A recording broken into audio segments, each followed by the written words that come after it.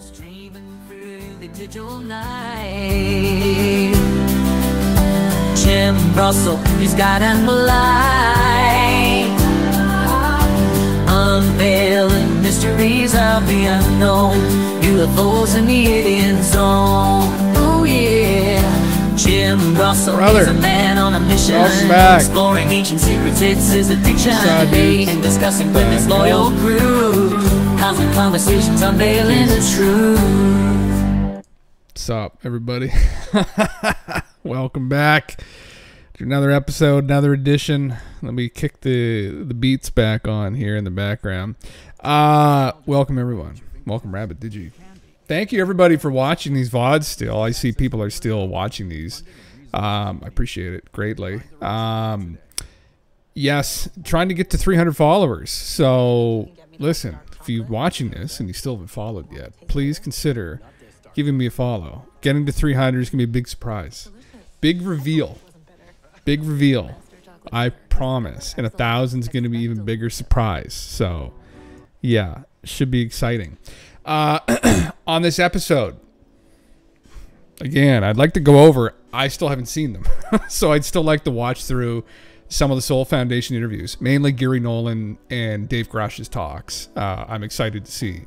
I've seen people talking about them, but I haven't seen any clips of them myself. So, War Drinker, good morning. God bless.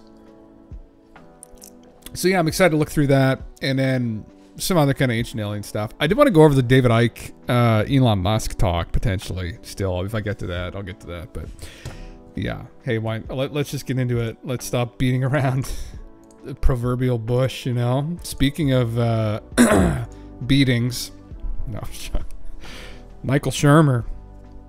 Oh my God, this guy, man, fuck. I'll just read what he said. The acknowledgement of otherworldly intelligences challenges our very concept of existence. Let us advocate for transparency. So Michael Shermer says, how about you start, Mr. Grash? Name names and locations of the alien spaceships and bodies. Post it publicly for everyone to see. No more secrets. That would be nice. That would be great. Unfortunately for Dave, there's a reality to this I guess Michael still hasn't quite contended with, which is the conspiracy element of it, of the reality, and that potentially these things are dangerous, and that Dave could very likely get himself in deep shit if not a bullet through his brain for revealing these kinds of secrets. And, you know, I've never had any kind of classified top secret clearances. I have no fucking idea. I've heard people speak about these kinds of clearances and serious things. We have already, from other people's information, come to the conclusion more than likely that this secret was on par and kept by the same people involved with the Manhattan Project. And if you were to look up, Michael, the consequence for, let's say, spying for the Soviets or the Germans, etc., whatever, while in the Manhattan Project, it was instant death. So it's a real world thing, I guess, we still haven't really grappled with, or at least Michael hasn't quite grappled with, that he can't just spill those kinds of secrets. It'd be a very slippery slope. So to advocate that he just throw it all out there is just fucking ridiculous, honestly. So I don't like muting people on Twitter. I don't like blocking people. Like I like to see all the people sometimes that frustrate me. I just like seeing all of it, right? But this guy, sometimes I'm like, man, this meme, this fucking meme. I thought this was good. This is from that series that Matthew McConaughey was in. What was it? The crime show. Fuck, flooded again. God damn it. Let the flood come again. You know, I was watching before I came on here while I was cooking dinner. I was listening to Brett Weinstein was on with Joe Rogan. And having a great talk. Honestly, they're having a very, very good talk. Kind of about globalism and about all the bullshit going on right now. And fuck, it really does just make you feel like just flooded again. God damn it. The right people will build rafts. We'll build our arcs, right? Oh fuck. So you're only into it, huh? Word drinker. Yeah, I mean, I never went on it, man. Like I was never about it. I always thought it was so dumb. Like back in the day when it first came out, just celebrities like making tweets about, now I'm brushing my teeth. Now I'm getting a shower. Now I'm waking up and having coffee. It's like fuck, it's so dumb. But when Elon bought it, it shifted a little bit. Right? It became like the Wild West of the internet again. And you know, another 4chan too is like a complete cesspool now. But there was a point in time, maybe like 2006, 2007, where 4chan was like funny, right? It wasn't like, it didn't cross the line of like completely fucked. It was still the Wild West of the internet, kind of the birthplace of memes, honestly. And as a teenager, I loved hanging out there, right? It was obviously a bit more toxic than I would probably want, but you know, listen, it's just the way that it is, unfiltered, raw. So Twitter kind of reminds me of that, honestly. Still moderated, right? Which you need, but yeah. Holy shit. Was it really? Yeah. That's crazy. It's an OG platform and one I never got onto. Yeah. But I enjoy it now. I enjoy the communities on here now very much. I never used Reddit either. So yeah. Oh, interesting. That would have been very cool. I heard about that. I heard about people following that. Did you? That would be very fucking cool. Yeah, and just what's been going on more recently, just following all of this. I mean, yeah. Yeah, I don't use Facebook. I definitely don't. I don't use Facebook either. Instagram I was trying to use for like the stream, but I just post food to it occasionally. I haven't in a long time. Twitter, Instagram, and YouTube were the three that I was trying to prioritize. That I still use YouTube quite a bit. Although I wish I didn't, but yeah. Yeah, man, absolutely. Amen. Amen, brother. I thought this was funny. I wish these kinds of ads, although I don't check the local fucking newspaper anymore, but maybe we should start putting ads like this in our local newspaper. Bigfoot Research Project. Human bait needed. Volunteer position for Bigfoot Research Project. This fall in Texas. Safety not guaranteed. Must have strong work ethic and some camping skills. Reward fame. Humanbait.com. Now, I don't know if I want to go to that on stream.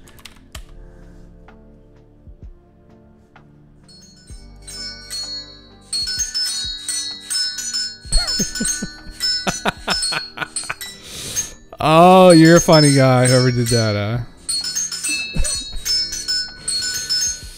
Got fucking rickrolled on the Bigfoot ad. You imagine how many older people went to that fucking site thinking, holy fuck, I heard tell of those big feet.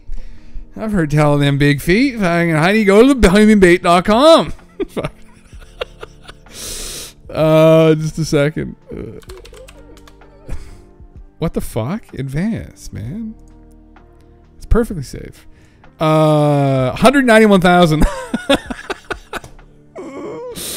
Oh, right, control. Yeah, fuck. You gotta teach me the way I still did. Yeah, I'm just so fucking technologically stupid. Isn't that crazy? It's almost 250,000. Step 1, take ad out in local paper about being bait for Bigfoot. Hope it goes viral. Step 2, create website domain attached to previous advert, which redirects you to YouTube. Step 3, build bot to play, never going to give you up to rickroll everyone who visits the site. Step 4, step 5, profit. God damn. Well played, Bigfoot, you crafty bastard. Oh, that's good. That's very good. I wonder if anyone mentioned that in the fucking... I wonder if anyone went to the actual link here. Sounds legit. No one went to it. Fuck. Oh, that's good. That's good. Love it. I'm surprised they allowed it to take that out as an ad, but you know. Control Shift T to reopen. Oh my. I don't want to do that right now. Who knows what might open up. God damn. This is an X part of meant to close it out. This is fucking interesting. Man, that's why you posted this, did you? I found this too on Twitter. Bruce Fenton. He's been on Ancient Aliens, supposedly. I've never seen him on there. I think I follow him, don't I? I don't. Oh, well. 10,000-year-old megastructure found beneath the Baltic Sea. Oh, my.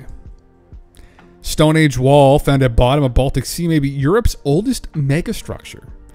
Now, what the fuck happened there? That's huge. The wall, which was built using smaller rocks to connect large boulders together, oh, that makes sense. It may have been used for hunting. Well, that's a little bit less fantastical, isn't it? I was thinking they moved the giant stones. No. A Stone Age wall discovered beneath the waves of Germany's Baltic coast may be the oldest known megastructure built by humans in Europe, researchers say. The wall, which stretches for nearly a kilometer along the seafloor in the Bay of Mecklenburg, was spotted by accident when scientists operated a multi-beam sonar system from a research vessel on a student trip about 10 kilometers offshore.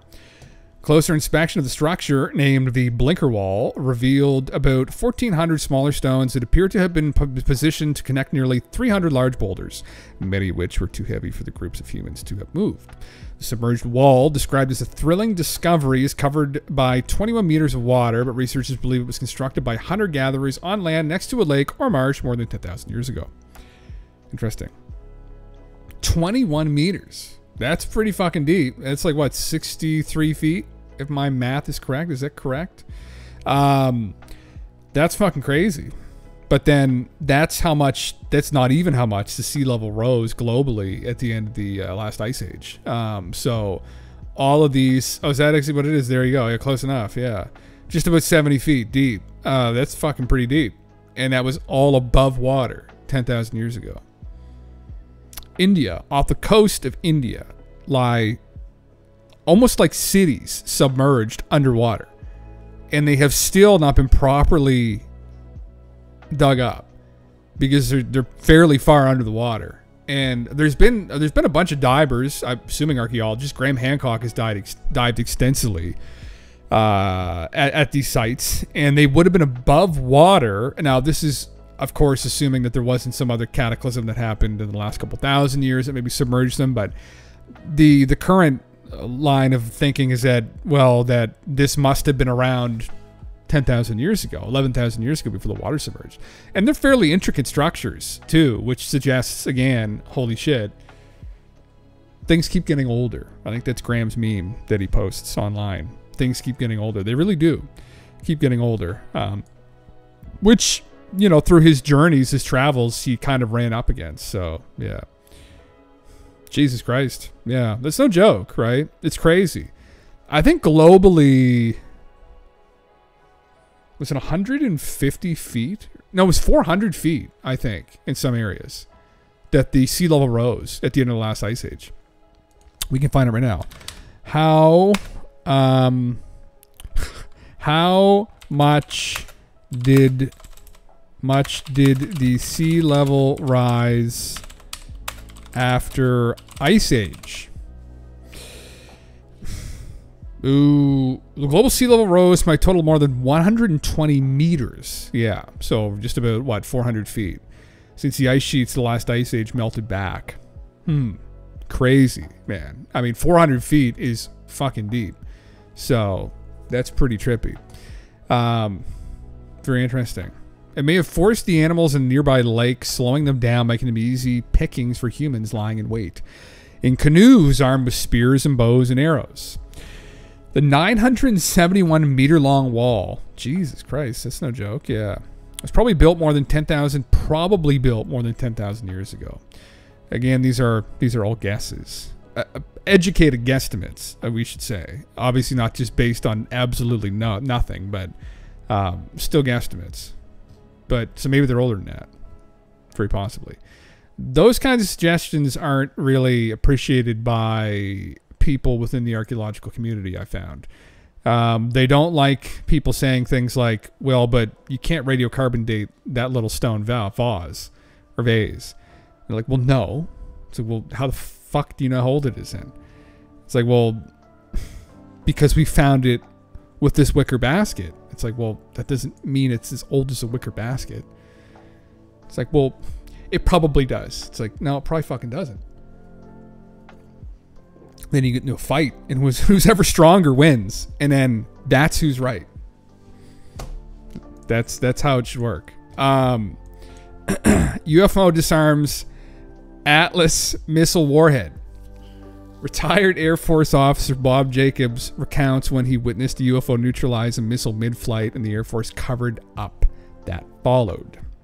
The Air Force cover-up, that followed.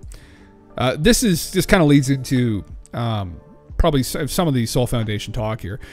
This is an account. Now, I remember watching this on CNN back in the day. They've had Bob Jacobs on. Larry had him on multiple times over the years. And one of the exchanges I'm going to play after this, I was watching live. I remember it. Now, this looks like it's a bit more recent, like maybe like 2010, 2011 maybe. So, anyway, I'll play this here, yeah. Never the video. I've already posted. Yes! Oh, did it? Oh, fuck. I saw you posted that too, actually. Filming and we'll where were you? We'll just play this right now, for now, I guess. I was officer in charge of optical instrumentation at Vandenberg Air Force Base from 1963 to 66. That's our job California? was to photograph. That's California, so right there on the coast. Right. And our job was to photograph with high-speed instrumentation every missile launch from Vandenberg going down the test range. They wanted to find out if we could figure out a place to put a telescope where we could get a side view of the missile so that we could see all three stages of powered flight. So I went up to Big Sur, California. Oh, thank you, Digi. So we're at 33 seconds. Da-da-da-da-da.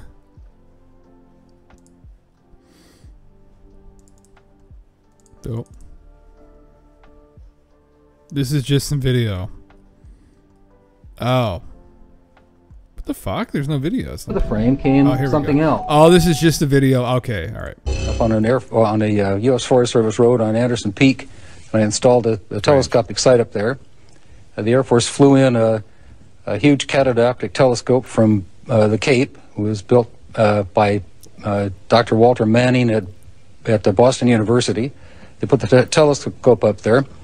And with that thing, which had a focal length of 2,500 inches, we photographed an Atlas missile raising up out of the fog cover and flying downrange. We got all 3 stages of powered flight, and as the dummy warhead and the package flew on down range, we were all celebrating the fact that we had seen the thing and accomplished the mission.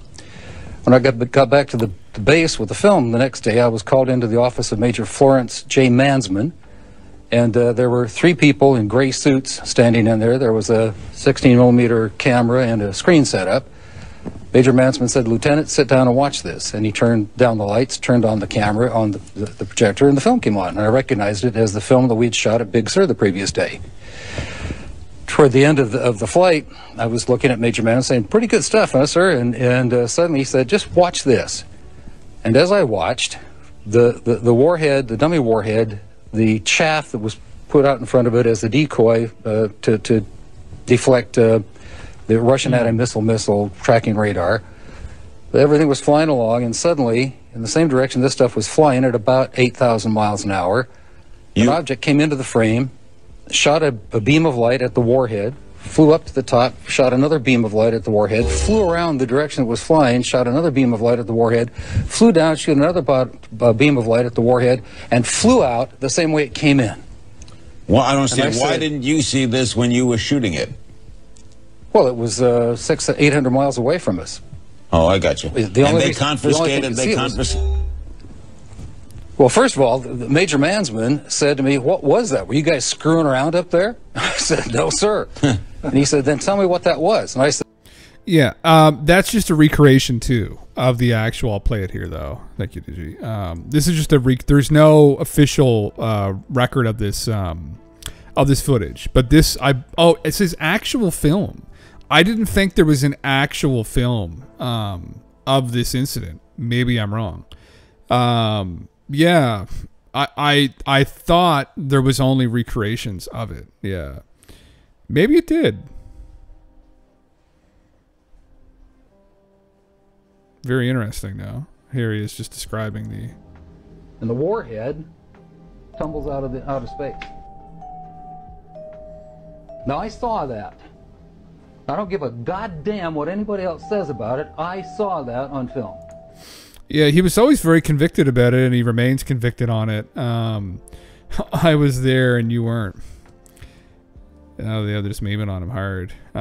Actual film. Yeah, I think it's still a recreation, as far as I'm aware, that it wasn't released. But that there was someone else who talked about it. So this was in the media again, because what the fuck? There was someone corroborated this, I think. Anyway, I'll play this here. So this is some discussion, I guess, that went on about it, which I thought was very interesting. Oh, God bless. They show him the pictures of this. I saw it. I'm an eyewitness. He saw it. I'm not talking about. And they confiscated. Yeah. Why? So that's Robert Salas there. Ooh, that's not John Brandenburg, is it? There's Bill Nye there. Hello? Well, go ahead. Yeah, go ahead. You mind if I speak, Mr. Comedian? Go ahead. I was there. Oh my. I was there. I saw the film with my own eyes. I'm not lying. Why would I? I'm a university professor with a PhD and a lot of years of good, respectful research. So the guys from Ulster may not have seen the UFO, but they saw the results of it. I saw the damn thing on film with my own eyes, so don't call me a liar, and you weren't there. I was. With all due respect, I'm not calling you a liar. It's just quite a step to say there was a film with remarkable images on it that the CIA confiscated. Which I saw and which they did. Yeah, which is quite a step from there to say it was definitely a spacecraft from another civilization. That's the leap that the skeptical community is reluctant to take. Hey, pal, listen to me.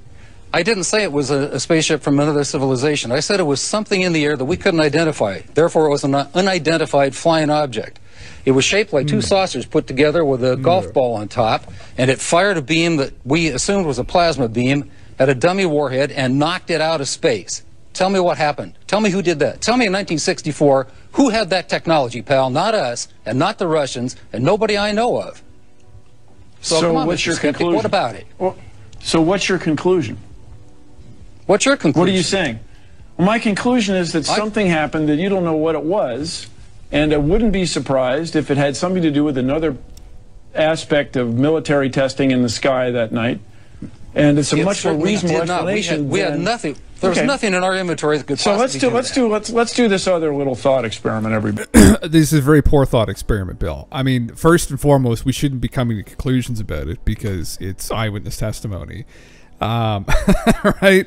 There's not a lot to conclude from it. There's nothing to conclude from it. It's just an interesting account that correlates with a mountain of other anecdotal evidence from highly accredited observers, right? Suggesting potentially there's something going on up there. And if it's nothing that anything we know, or at least if it's something that we know, at least we and our adversaries don't have in their arsenal, we can probably presume that, because if there are adversaries and they haven't completely dominated us, right, then we presume they probably don't have that tech.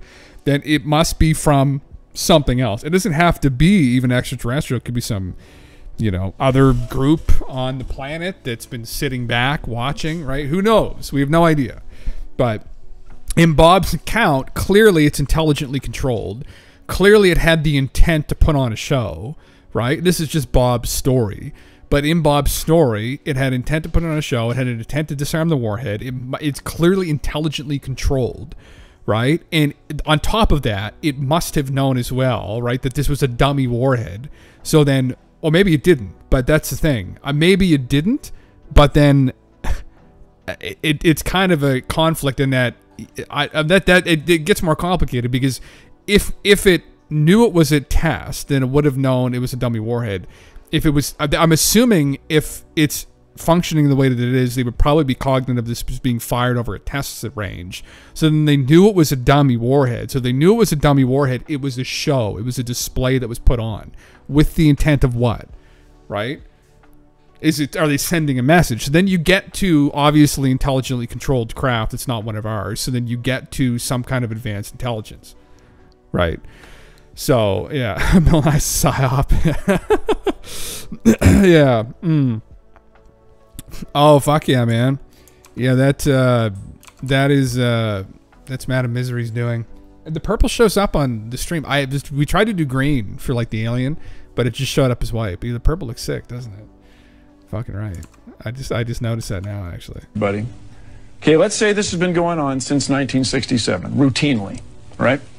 There's an old joke in broadcasting. That's a good idea, Digi. With baking soda and vinegar, That's Bill? a great idea. Hold on. We're running out of time. It's an old joke in broadcasting. Well, it's like trying to photograph a car wreck. At one time considered an impossible thing to do. If you send out a news crew, let's go shoot a car wreck, that was a joke. Well, now, routinely, on the nightly news, we see car wrecks. We see car wrecks on the freeway. We see car wrecks behind us. Why was it a joke? Because there didn't used to be a camera everywhere. There are millions and millions of cameras. There are billions of digital pictures taken every week. You're not saying there are no UFOs. You're saying that have been proven. I'm saying that it's quite a step to see something you don't know what it is in the sky, to say that there are aliens. No, but again, we don't know if Bob's account is truthful. Bob could be a complete fucking psychopath and just get off every time he manipulates the public opinion, right? He goes on there and just makes everyone believe that he saw it. We have no idea, right? If we take him at his word, listening to the account, right? So we're dealing here, we're speculating within his account. Within his account, clearly this is an intelligently controlled vehicle that was trying to send a message to the U.S. military. We could probably say that in his account, right? Because this is again, we'd be careful presuming with these kinds of thought experiments. But over a test site, dummy warhead turns the dummy warhead off, then flies away. So again, in his account, we can say this is an intelligently controlled craft that's beyond advanced, like almost magic. I don't know if that's a real figure that Bob had, that it was flying it at 5,000 miles per hour. I can't remember if he'd mentioned that's actually a figure that they had measured, but if it is, then that's like, we're dealing with like gods, like magicians, right? So that's that again, and this is the argument they always make as well. This is an argument Bill's trying to make here as well. There's cameras everywhere. You would think we'd be picking these things up all the time. It's like, Bill, have you gone on YouTube? YouTube would have been in its infancy back then, but there are videos everywhere, right, of these things. There's tons of them, right? It's just sifting through them. And a lot of them do get sifted out because they're poor quality. And unfortunately, when you're in the dark with a camera on your phone, the quality of the footage is abysmal. Even today, with an iPhone out in the dark, you see a little light moving the size of a satellite through the night sky. Good luck trying to fucking pick that up on your iPhone. You can't. So that's bullshit. That, oh, everyone's phones, we'd see them. No, not necessarily. And, you know, same with a car wreck, a car crash, right? It's like if you're involved in a car crash or you're right beside a car crash when it happens, your first thought isn't always necessarily to be, oh, I should take a video of this. Same thing. If you're witness to something like this, your first thought, unfortunately, isn't always, let's videotape this. It's usually quite jarring. I haven't had a proper sighting. I've had a couple small incidents, and on each occasion, I didn't even think to try and record it. First one was far too quick. It's not completely true. We did see the light hover over in the distance for quite a while, but I didn't know what I was looking at. I assumed it was probably like a helicopter or something, or some kind of atmospheric effect. And then the other two instances, it was just very quick. I thought they were satellites, and then they moved in a peculiar way. And I was like, oh, there you go. Robert Malone lookalike. He kind of does, doesn't he? He's got that sick, like, white beard, like that fucking, like, wizard beard look. Yeah.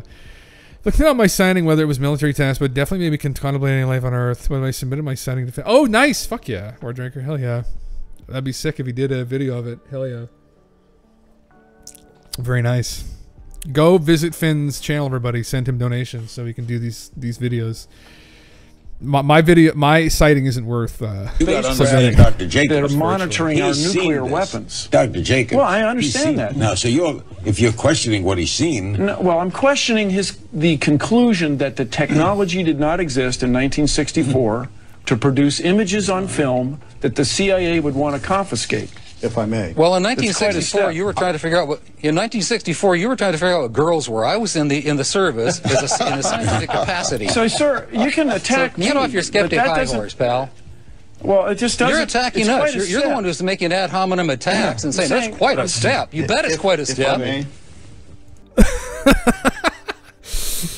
Oh, fuck yeah, it is quite a step. It's a hell of a claim, but you know, again.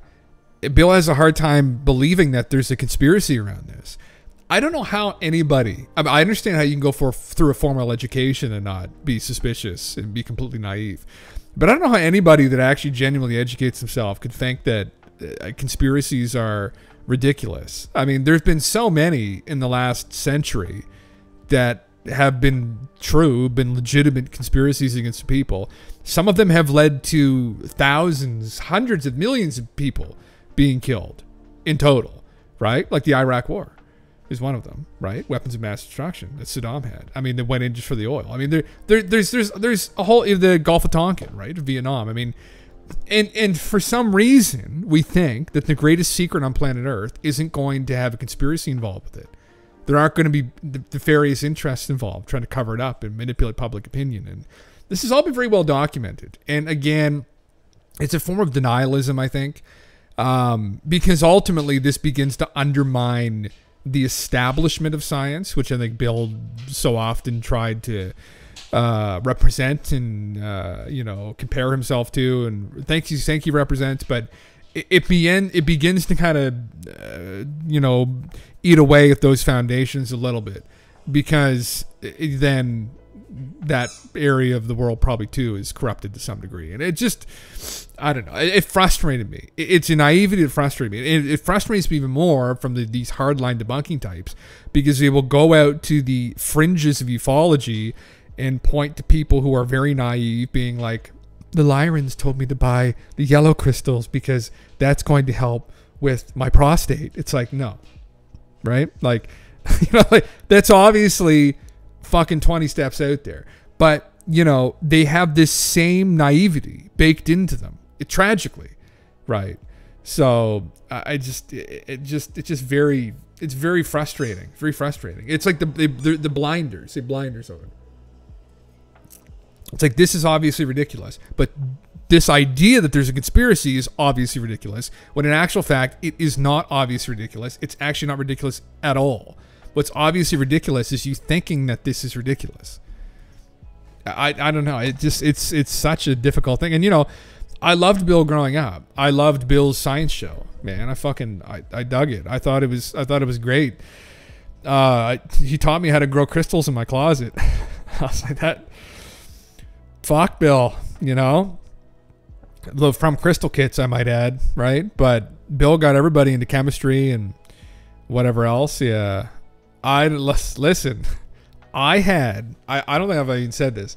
I fucking found on eBay this like crystal person, and they were selling this quartz crystal supposedly from the Azores, from Atlantis. And I bought like a whole, it was like this big. It's like all this quartz. Guy probably grew it in his fucking closet. Yeah, closet crystal daddy. I wish they were still in my closet. I'm fully out with the whole crystal thing. It was a bunch of it. And supposedly it was from Atlantis. And, you know, I thought like maybe this will like raise my chi or something, or maybe it'll help me astral project. It didn't. They're fucking sick. I used to keep one in my wallet. Crystals are awesome, man. Like, where the fuck is quartz crystal? Quartz crystal. You used to be able to buy this stuff. We had this little science shop here where I'm from back in the day. And they would have these crystal kits. Oh, there's like a smoky quartz. It's so cool. You can grow this stuff. It's not that hard. Just don't smoke it. Amethyst rose quartz, sapphire quartz, smoky quartz, green adventure. Sound like drugs. Sound like different fucking weed strains. Citrine, quartz point.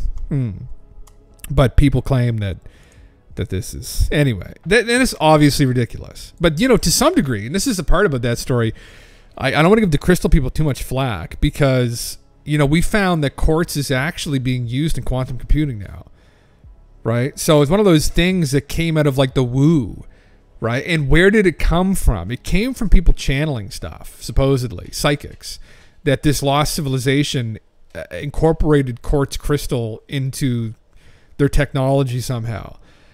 And I don't know who it came from. I never spent the time or cared enough to really look into it. But it came out of some people, I think, channeling Atlantis and past lives in Atlantis and stuff, and using quartz crystal. And it's interesting, we are using it in computing now. So again, back to, you know, arguments about nature of consciousness. Maybe there's something to some of these claims. Maybe they did pull that out of the ether, right? Maybe that was actually something this lost civilization, which I'm convicted we're maybe dealing with, used. So, can we like transcend our reality by lobbing this in our forehead like fucking in Diablo 1? Where's the fucking Diablo 1? Diablo 1 crystal in forehead. Hold on. Oh fuck! At the end of people that don't know that meme, at the end of Diablo 1, when you kill Diablo, I think they use the warrior or something. Maybe there's a wizard too, but you get this gem, and at the end of it, he's just in the cart, and he just takes the gem he got from Diablo and just jams it in his fucking head. Maybe that's how we get to enlightenment. Yeah. Oh fuck! I do a fascination crystal geodes. I think they're cool as shit, man. Yeah. An event diagram, how overlapping are the crystal people with the magnet people? That's a good question. I feel like the magnet people are maybe like a step up. Maybe like the magnet people might actually have a background in science, where the crystal people usually just have a background in like woo, like Reiki and stuff. But yeah, I feel magnets are fucking crazy. Magnets are, that's the thing. Crystals are like not actual magic trying to be passed off as magic. Magnets are actual magic. So, yeah. Yes, that's true. Yeah, it's you can use it when it's compressed. It creates like a charge. Yeah, which is very trippy. Yeah. Oh. Okay. Yeah. Well then, yeah, they might kind of be in the same camp. Who knows? Using the Hadron Collider and whatnot. Yeah. And I thought that was kind of a funny interaction with Bob Jacobs. He's always just a very animated person. Bill the Denier guy, I was never a fan. Bill killed the vibe. The vibe was, we want to believe Bob's story. Fuck off, Bill. That was the vibe. You're in the wrong room, Bill. Right? He gets called a pussy by Bob like 3 times in a row, and it started to get to Bill the last time. It started to really sink in. His walls got broken down. He broke down those fucking walls. Yeah.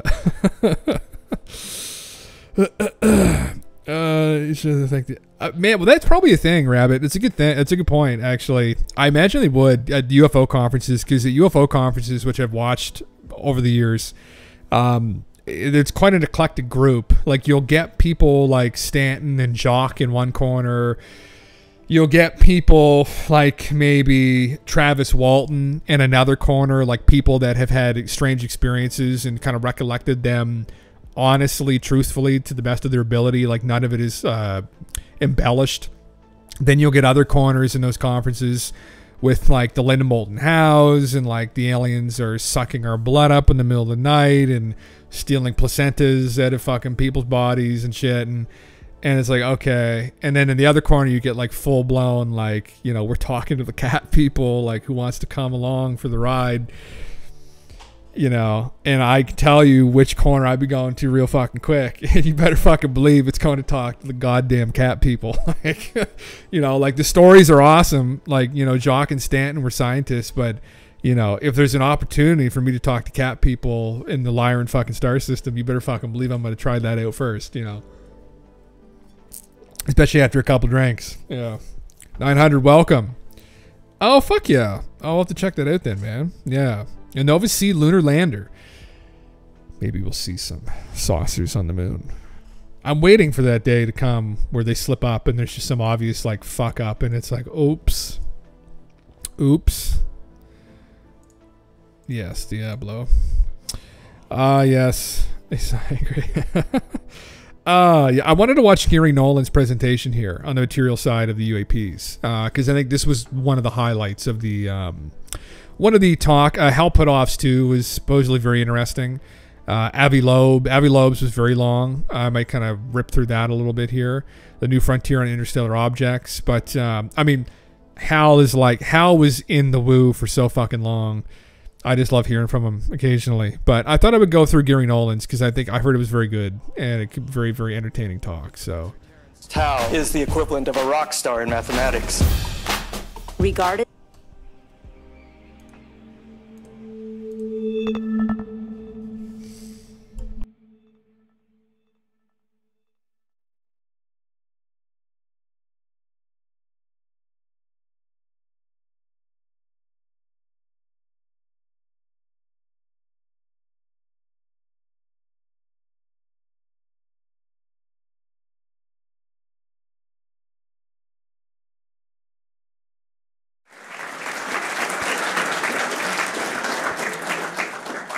So again, I want to thank everybody for coming. Really appreciate it.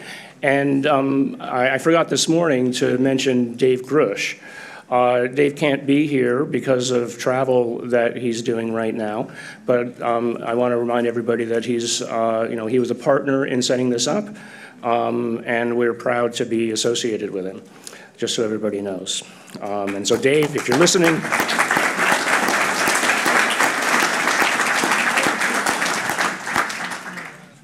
so what's inevitable? Inevitably, we're going to come across something out there that is alien. I mean, let's just be serious about it. Or at least life, let's say. But how do we engage it? And how do we begin? And so, I think we start with the problem is everything is made of stardust, right? So how do we approach this?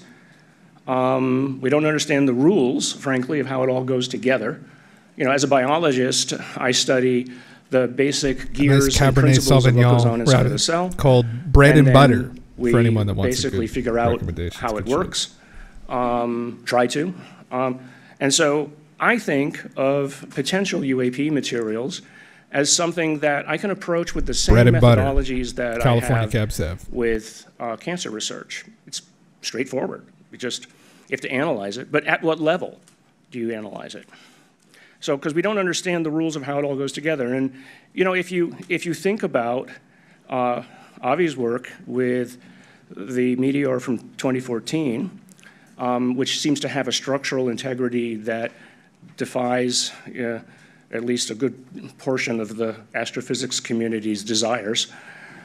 And then you think about what Kevin spoke about. Obviously, somebody has an understanding of physics that we don't, but that means that they're putting things together in ways that we don't understand how they're doing it. So let's back up here. So technology, invention, Stanford, and questions. From exobiology to Silicon Valley and biotech. So in the department where I got my PhD, there was a gentleman by the name of Joshua Lederberg, and he'd got the Nobel Prize for being the first to show how bacteria have sex. And so he was the chairman of the department, but he was interested in what's out there. And so he pioneered the field of exobiology with one of the first papers on the subject. And then he started proposing the Viking project. And then he was appointed to oversight of that, and he helped design it. At the same time, he was recruiting other scientists to the department, a couple of which I will talk about in a moment. Welcome, David Norquist. So this is Leonard Herzenberg. Leonard was my PhD advisor, along with Lee Herzenberg. They were a husband-wife team. They were inseparable. And he invented the fluorescence-activated cell sorter, which is a remarkable device that allows you to separate cells based on fluorescence. And when you get a blood draw and something comes back and says you have this many CPCs or this many whatever, it's using this instrument. But interestingly, he capitalized on the engineers who were still kind of, Viking had been launched or was around, but they had this amazing expertise to design things at the microscale. So he capitalized on that. Flow cytometry today, because of those patents, is a multi-billion-dollar industry. It is the root of all immunology, and all of the things that I've done have frankly been replicating many of the things that Lee and Len have done, but at more expansive scales. Importantly, to get that technology out, right, I mean, there's like this big thing in academics, socialism, capitalism, it's free for everybody, is whatever. So, but what Stanford realized, along with Niels Reimers, who was the head of the Stanford Office of Technology Licensing, who with Bertram Rowland, they came up with a very unique patenting scheme that enabled access while not giving away the farm, literally. Also, in that department at the same time was Stanley Cohen. Stanley Cohen was basically the Cohen-Boyer patents that started the biotech industry. So I rotated with Stanford. In fact, I came to Stanford to work with him, but I ended up being more interested in the stuff going on in Len's lab. So $35 billion overall so far. Okay, and that was a lot of extra money to the Department of Genetics. It was one of the richest departments on campus. Using the flow cytometer was this guy, Vernon Oy. He was my lab mentor in Len's lab. He was a postdoc, more than that. He, again, had been an amazing inventor. So he, along with Len and others, invented what are called humanized antibodies. And those humanized antibodies have gone on to revolutionize cancer and autoimmune disease work. The impact there is in the trillions of dollars. Not just the sales of them, but trillions in the lives saved. Okay, so here you have a question, a simple question, that set off a chain reaction of opportunity, a synchronistic chain reaction, right people, right time, all in this one department because of the closeness of those people, right? And that proximity and access to information is what drives, it's the fuel of science. It's very important. So, and it all started with the question, are we alone? Right? That started it. That is the reason all of this is here, right? So let's jump right into it. As you all know, I've been interested in alleged UAP materials. So how would you analyze materials from a UAP? Well, like I said before, it's you take it apart piece by piece, you try to understand the components, and you try to ask the question, why is this component here next to that component, and what might they be doing with each other? So, but it's not just about that. It was about that there's data out there, that something unusual is observed, and the speakers this morning went over this, and the evidence is collected in a crime scene, and I got interested in it because of this. And so, but as it turned out, some of this evidence appeared to come from UAPs. Is it the steering wheel? Is it their version of a television screen? Cheers, bro. What is it? What did they leave behind, and why did they leave it behind? Is the question. So how do we analyze it? So, I mean, I won't go into all of this whole slide, but I mean, it's really about using the tools we already have, and I happen to have laboratory tools that allow me to look at metals. I'm not a metallurgist, but I play one on TV.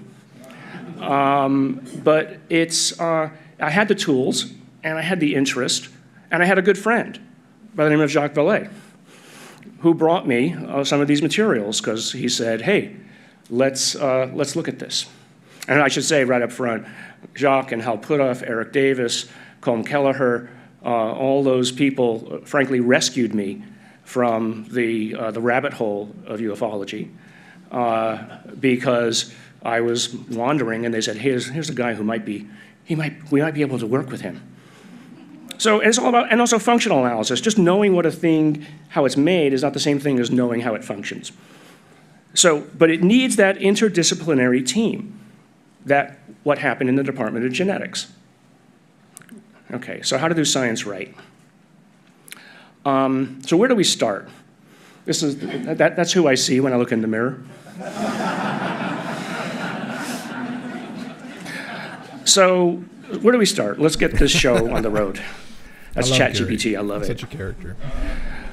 So the first case, and this is the case that we published in basically last year, and it was with Larry Lemke, a postdoc of mine, and Jacques, sorry.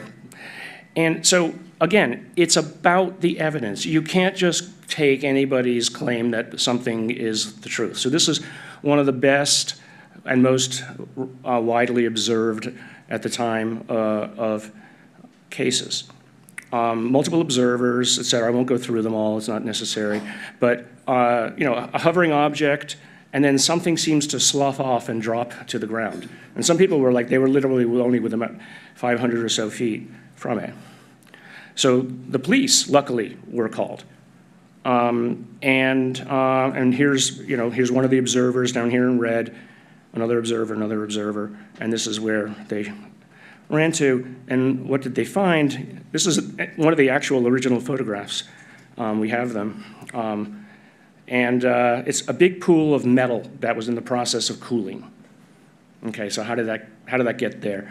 So, they went through all. What was that Bill was saying about everyone has phones and no one takes pictures of this stuff? Like, man, get the fuck out of here. Like, there's so many accounts of this stuff. The problem is the process of actually analyzing not just the photographs, but potentially the materials that may have been recovered in the incident, as Gary's getting into here now. So it's just, all of the possible reasons it could get there, from hoaxes through thermite, through a meteoric crash. I mean, who would think this is a meteor? It would have left a hole. Space debris reentry, all of these things were dismissed. So, but of course, it's just something sitting in the literature. And this is where we published that paper. And just, so there's always this question I get about reputational damage. So Sezhoon Jiang is on this paper. He's now assistant professor at Harvard over in the medical school. Didn't hurt him. They fought for him. There's Sezhoon right there. So the first technology that we brought to this is one of the ones that was developed in my lab, actually by Mike Angelo, who's here. Michelangelo. Reincarnation.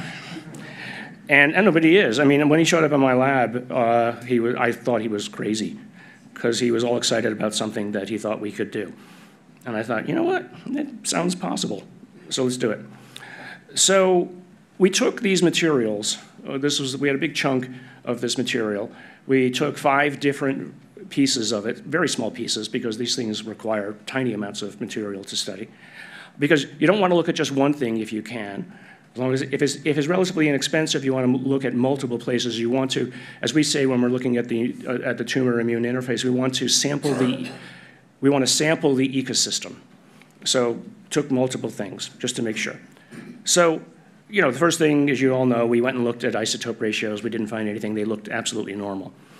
But I noticed something in these signatures, and those are the metals that came out, is that the ratios of the elements were different from one to the other, right? So that means it was not homogeneous. Somebody didn't put it in a blender and make a uniform distribution.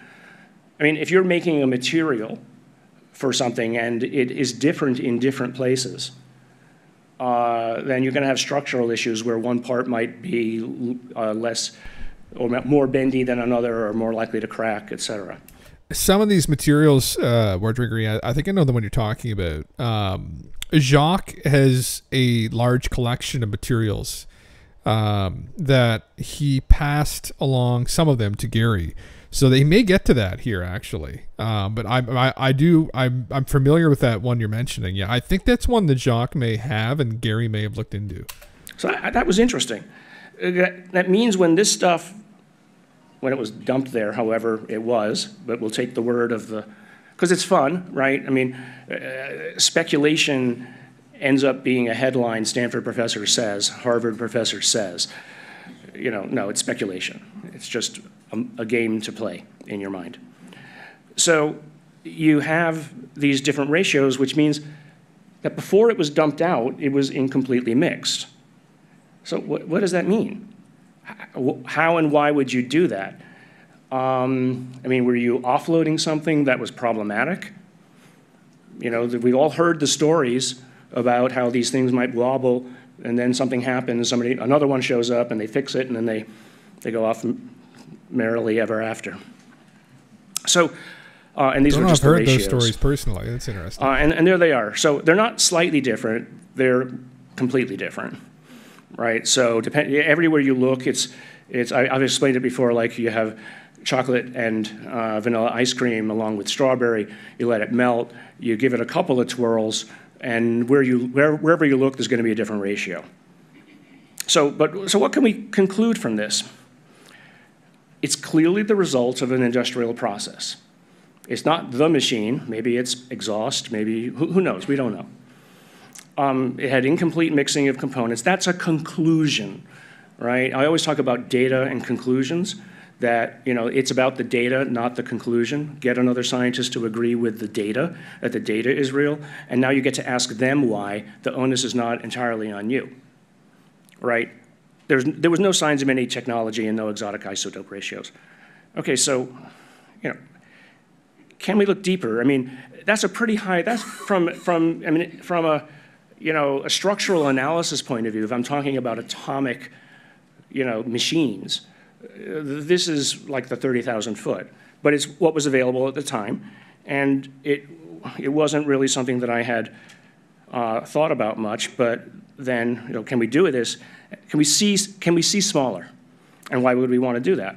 Well, like with the immune system in cancer cells, the proximity of where one is relative to another actually predicts the outcome of the cancer and whether the therapy will work or not.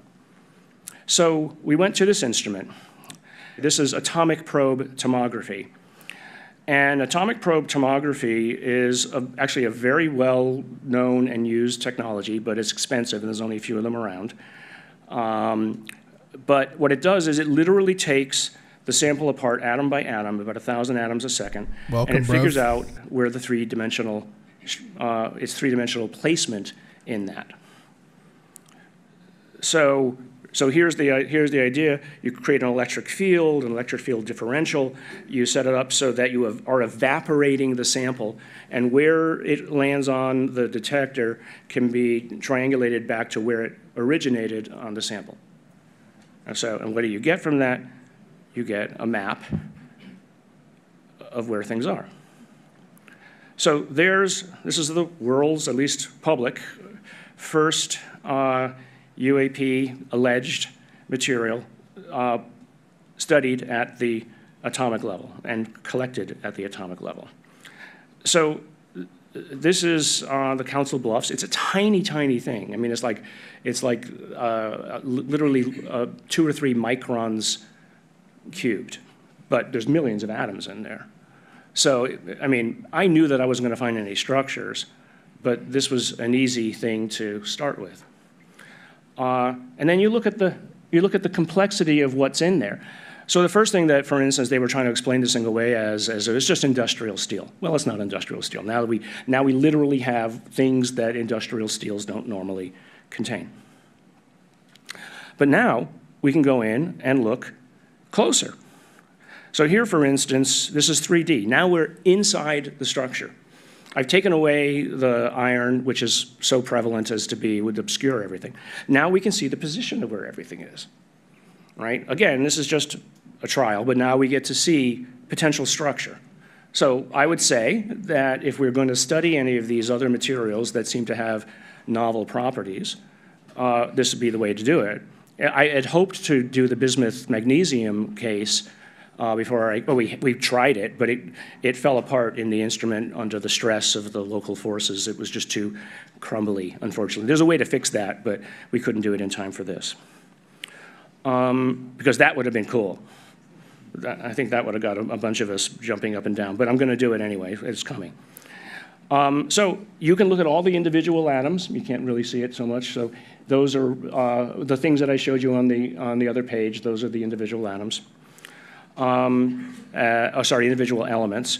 There's some hints of potential differences here, but it's such early stages that I don't dare repeat. I don't dare say it until I repeat it. There's a lot more. I'm not an expert yet in APT, but I will be, in this. And by the way, this was, so the individual who's been helping me is Alex Bolton. You've seen him around.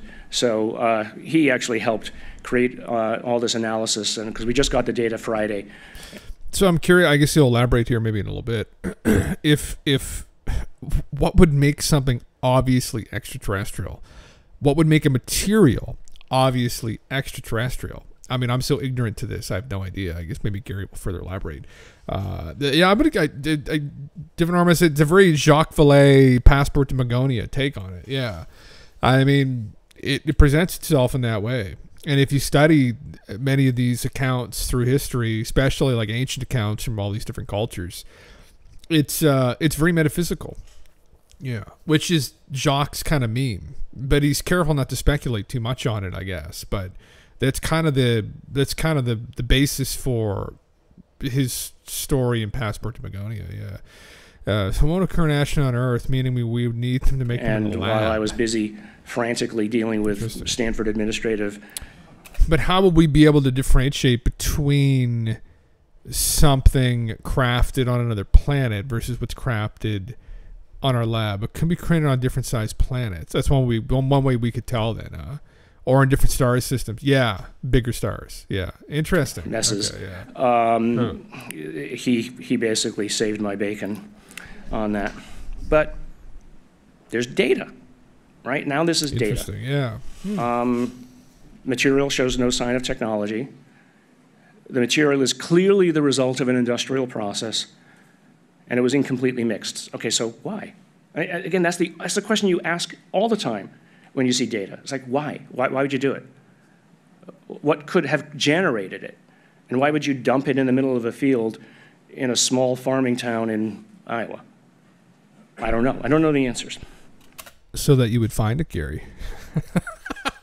Maybe it's that strange. So that you would find it, Gary, and talk about it. Who knows? Maybe we're that intricately linked together. Okay, so that's one case. There's another famous case, Ubatuba, 1950s. There's a primary witness, but we don't have it. Nobody ever had access to the primary witness, but a Brazilian journalist who received the evidence, and again, through the offices of Jacques, I was able to get access to some of this stuff. This is actually what I don't quite understand, is because, as you'll see from the result, it was claimed to be pure magnesium. What I was given was not magnesium. So, but we have two things called Moisture A and Moisture B, and that's Spanish for sample, I think somebody said, told me.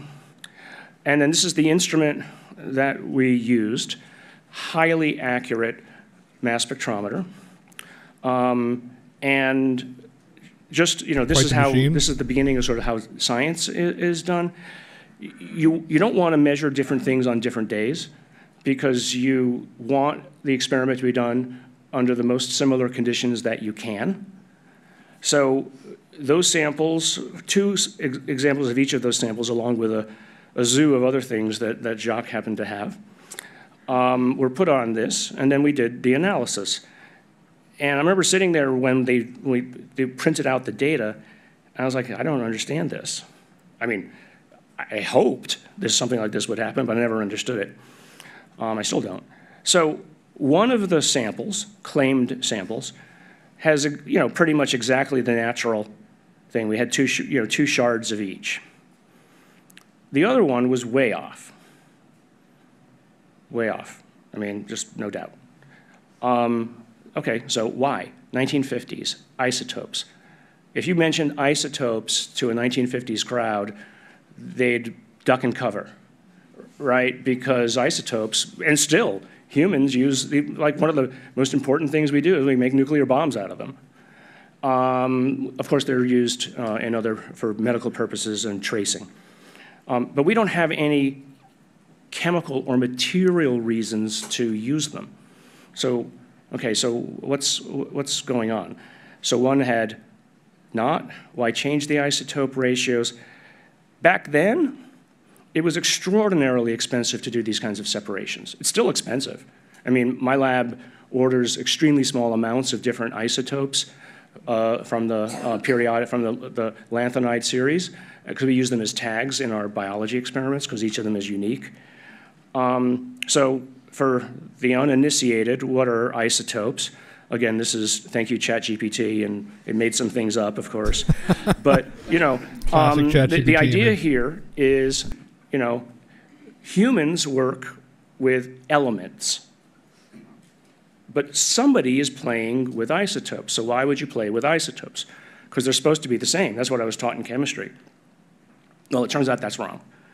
Now, people are starting to look at isotopes because you have an extra neutron in the element, and that changes the electronic configuration of the orbitals just slightly.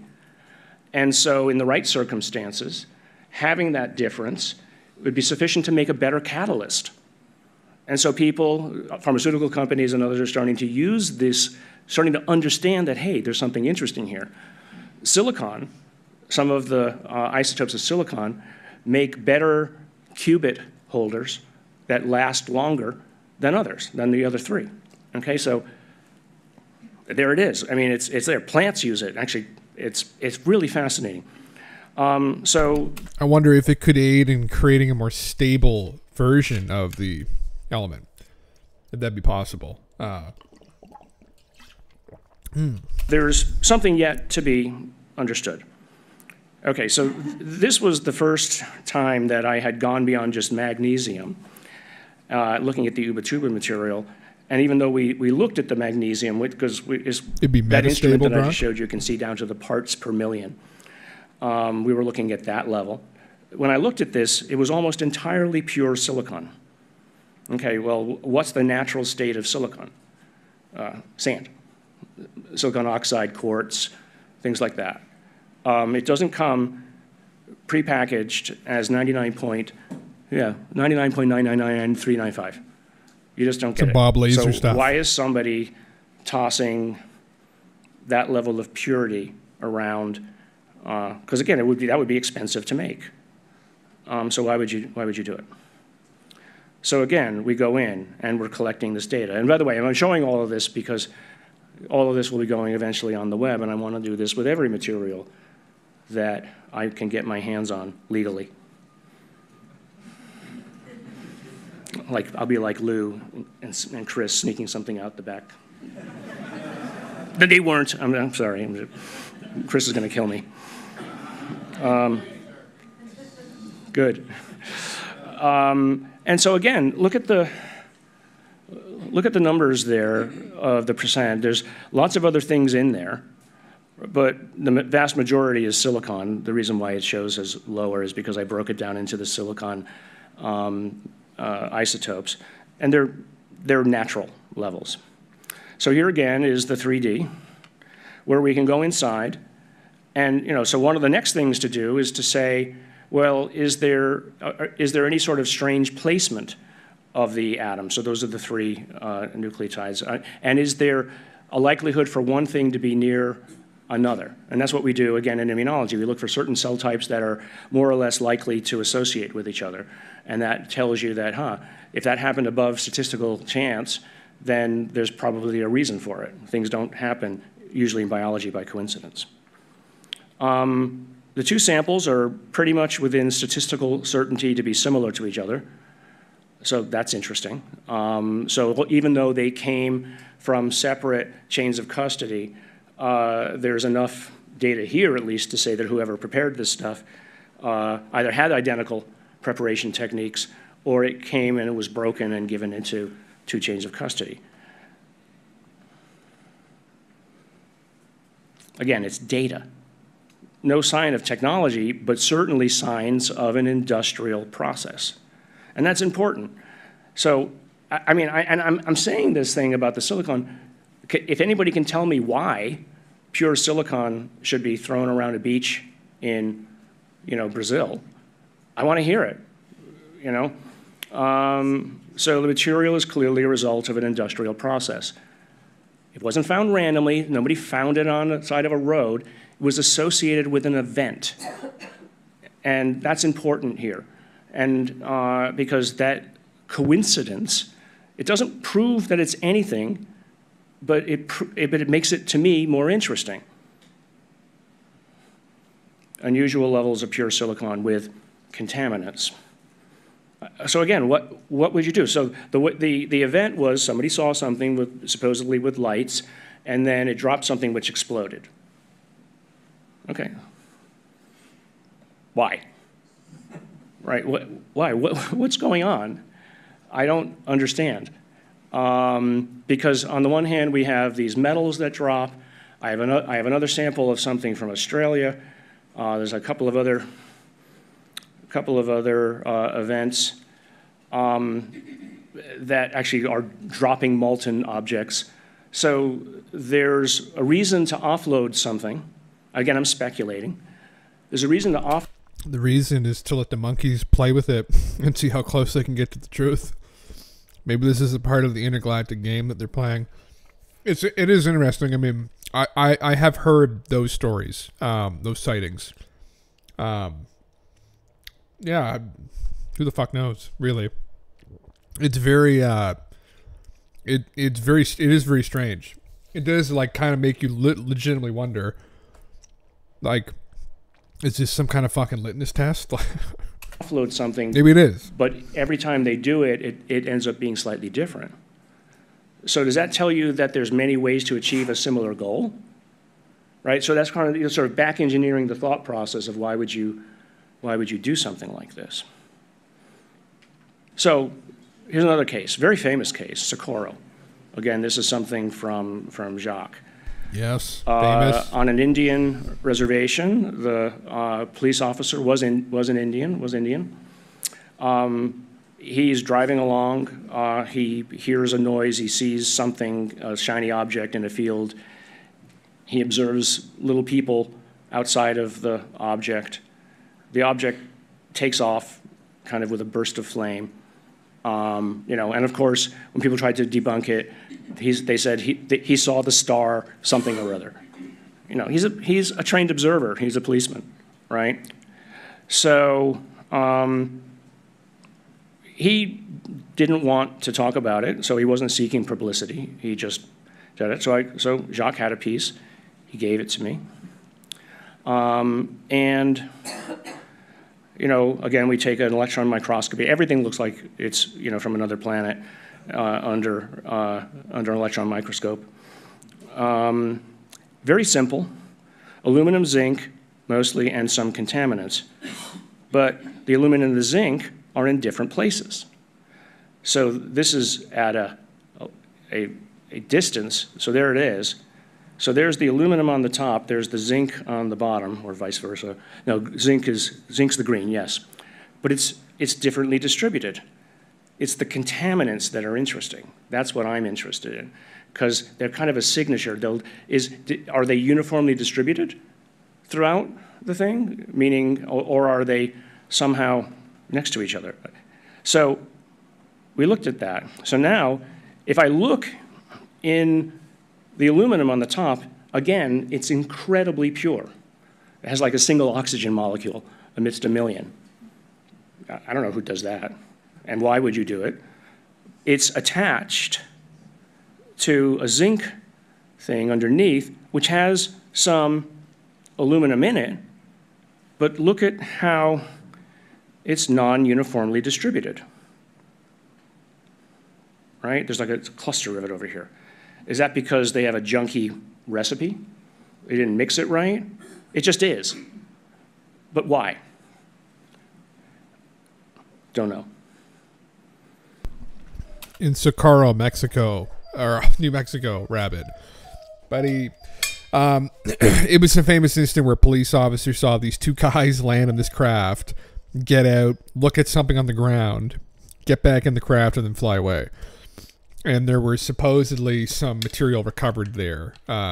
It's a famous incident, too, because it was in the sand that they landed, and the imprint of the craft, the little try thing that came down from the craft, the landing gear, and their footprints were imprinted still in the sand. And they took pictures of this, and you can find these pictures. It's a very famous event. It's one of the most famous, like, encounters, conscious encounters, I think, ever. Yeah. Something Jacques has mentioned many times. Again, this case, I mean, this is clear sign of engineering. I mean, the interface between those things is like exact, down to the atom. Clearly the result of an industrial process. So this, of course, is not the only way to look at atoms or looking at materials at an ultra-high resolution. There's many other of these kinds of devices that do different things, but none of them have the exactitude that an APT has, because they provide at the 5 or so angstrom scale, and they're getting better. And so I won't go into all of the others, but why do I show a table like that? Because we're actually starting a new initiative, Stardust Repository, taking a page from Avi. Everything is made of stardust. Setting up standardized testing, so basically creating a federation of other scientists to whom we can go and pass the material along, because doing all the things you want to do would cost $1 bazillion. So you have to have other people doing it more or less for free, or at least at cost. I mean, by the way, that thing all those things I showed you, that was $40,000 to do that at a service center down in San Jose that does it and uses it for microelectronics. Deep vetting, make sure no one's sending us junk. And again, it's about, I can't look at everything and know the answers, but I want to get the data out there so everybody can. Maybe somebody will do it. Maybe my nephew here, who's interested in science, will do it. I'll help him. So, organized under a public umbrella operation. Maybe that might induce somebody who has something claimed on the inside to bring it out and say, hey, why don't you help us with this, right? And actually, Avi did exactly this with the materials that they brought back from the South Pacific, sending it around to other people. But now I want to standardize it and give other people, other people don't need to participate in what we're doing, but I want to put out sets of protocols by which other people can do it so they don't have to reinvent the wheel. So, funded by gifts or grants. Help, please. The data freely available. But, I mean, we do want to also respect, and this is the biology community has gone through this at great depth, where you get these big consortia, you collect the data, everybody's freaking out because they want to write the paper. And so you got to give them time to write the paper. But there's at the end of it, the deadline says, we put it out there publicly after 1 or 2 years. And that's fine because, frankly, collecting the data is the easy part. Understanding it's the hard part. We spend months with bioinformatics and thinking about it, trying to figure it out.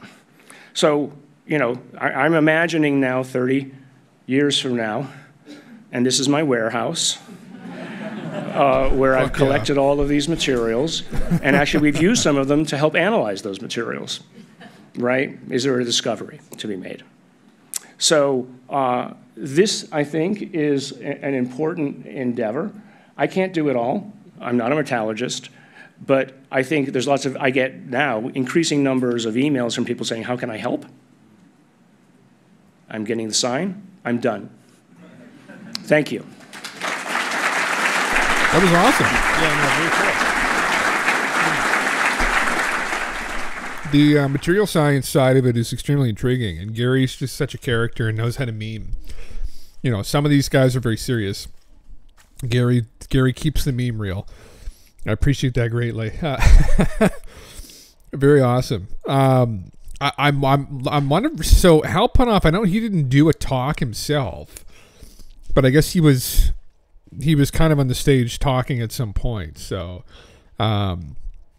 interested to see what he has to say. I've seen it. It kind of clipped up already. But Hal again is somebody who was deeply embedded within a lot of classified stuff over the years. Again, they're very spurious about this stuff. Like there's a vagueness to them at some times, which is very frustrating. That, anyway, maybe just it has a reason for it. Obviously, they're involved with classified things that are potentially dangerous. But Gresh is disappointing. Oh, shit. Okay. Well, he's who I was going to watch. I haven't seen his yet, actually, Drunk. I've been meaning to get to it. So I'll watch you Hal's now, I guess, and see what it's like.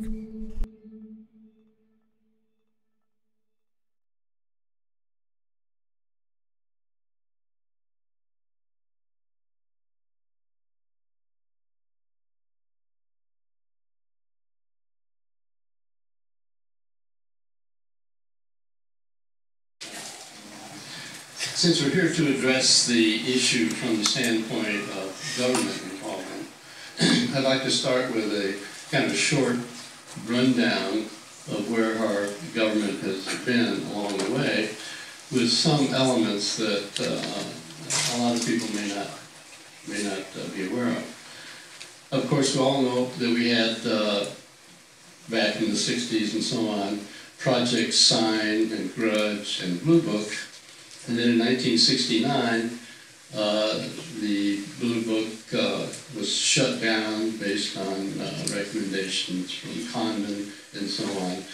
So at that point, if you called the Air Force office and said, well, what's happening in UFOs and so on, they'd say, oh, no, we gave all that stuff up back in 1969. The truth of the matter is that the Bolender memo that actually shut down Blue Book had underlying in fine print, but any UFO issues that might affect national security, we will continue to follow through on. And so it didn't really die, it just went out of sight. Now, along the way, something that came across my path in this, was that I was contacted by a CEO of a think tank in Washington, D.C. This is back a couple of decades ago. He says, I want you to come and participate in a conference here in Washington. I said, well, frankly, I'm too busy. What's it about? He says, I can't tell you what it's about, but if you come and you participate, you will consider it later to be one of the most important conferences you ever went to. Well, since I had respect for him and knew his background and many things he's done, I did finally decide to come to this conference. And when I arrived, there were about, 15, 20 people. I recognized some of them from the military, from CIA, DIA, some businessmen, and so on. So I thought, well, this is quite an interesting group of people. And so, to start the conference off, he said, this conference is about disclosing something to the American public. As a startup position, let's assume that there have been crash retrievals by Russia, China, and the United States. And the question is, can we bring this out to the public? And so I think I, and most of the people I knew, when you talked to them later, said, oh, this is really cool. I mean, this could really go someplace. So he said, okay, the strategy we're going to use is we're going to make a list of all the areas that you think would be affected by this. And then on each one, you're going to have to grade them on a scale from +9 to -9 as to the level of impact and whether it's positive or negative. Okay, so we started out by making lists. So we started out with the obvious things. Well, I mean, the stock market, maybe religions, well, certainly politics would be affected. So we made a long list. I mean, it was really a long list. And the time we got down to the bottom of the list, we were really in the weeds. Like, okay, if corporation A has access to retrieve materials that corporation B doesn't, then when this comes out, corporation B is going to sue corporation A, they're going to sue the government. This is really going to be a tough thing to kind of handle. So, okay. So anyway, we broke up into groups, each taking a certain number of the things that were in our list. Okay. And in my group, we added up the numbers, +9 to -9. And we ended up in the negative category, even though we were kind of positively disposed to the idea. So I thought, well, maybe that just has to do with the particular list that we got. So then I talked to other people that were on other lists and said, you know, we came to a negative number also. Well, make a long story short, it turned out that everybody going through these lists, it was a very sophisticated situation with complex computers and big screens and all that kind of stuff. It finally came down to the fact that the problem was there's so many areas to handle, and there was no way to handle them all at the same time. And so the final result was, therefore, the leader said, we're going to recommend that we don't go forward with this. And so those of us who were participating in this were pretty disappointed, thinking, we started thinking that, this would be a good thing to do. So anyway, let's go forward up to, let's say...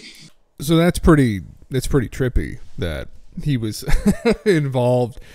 Obviously, they were wargaming the idea, and they didn't explicitly state this is something that's actually real, but they definitely had implied there that this is something that maybe some people had known were real in the room. Yeah, it would be very trippy to find out in hindsight that many times they tried to disclose this, but at every junction they came to the conclusion, well, people wouldn't be able to handle it. And not just people, but like our systems as well, like the stock market, economies, religions, etc. We're definitely reaching a point now, though, where all those things are teetering. So if there was a time to just dump this on everybody, probably now would be a good time. 2008. Now you suddenly have, as Leslie proclaimed so well in her December 2017 article in the New York Times, Senators Reid,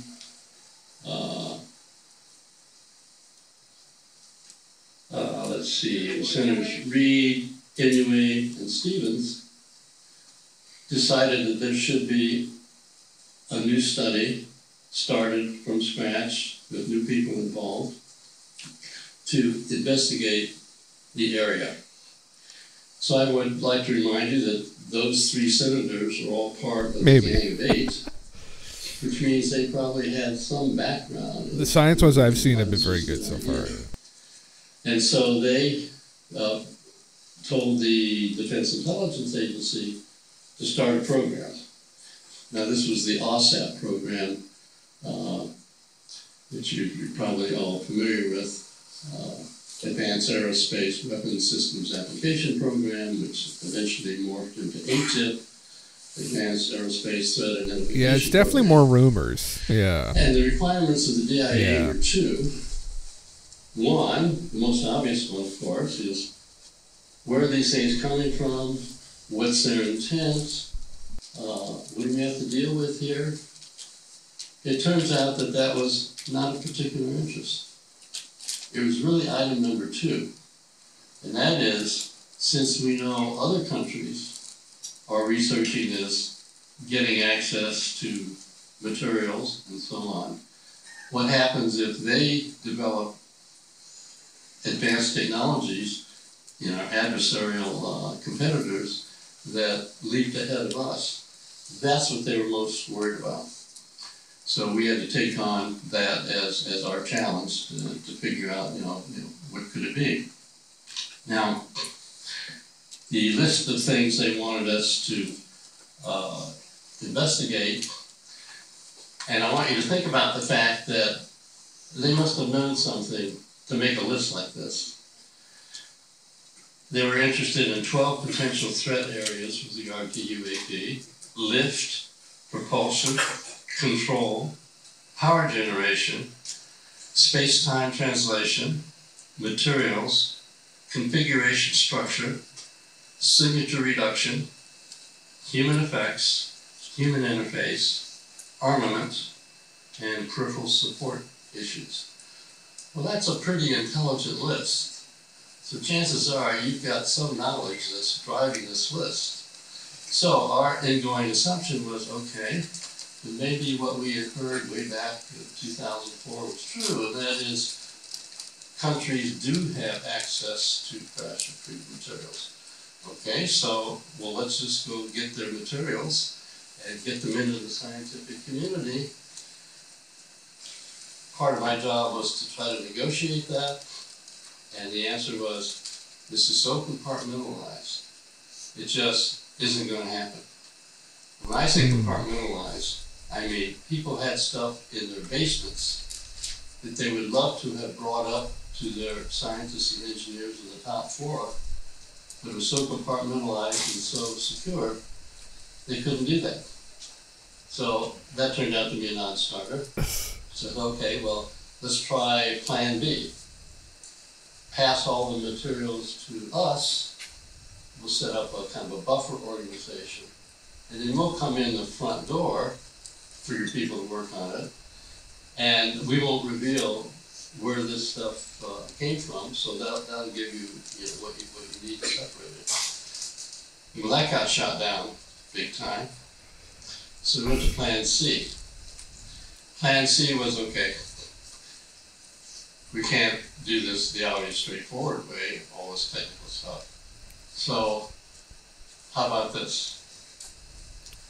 Let's go to all the experts in the world that we wish we could have passed this information on to, and tell them that we're just doing a survey for Bigelow Aerospace we'd like to know where your field will be in the year 2050. Unclassified, could go to people in other countries. And so the kinds of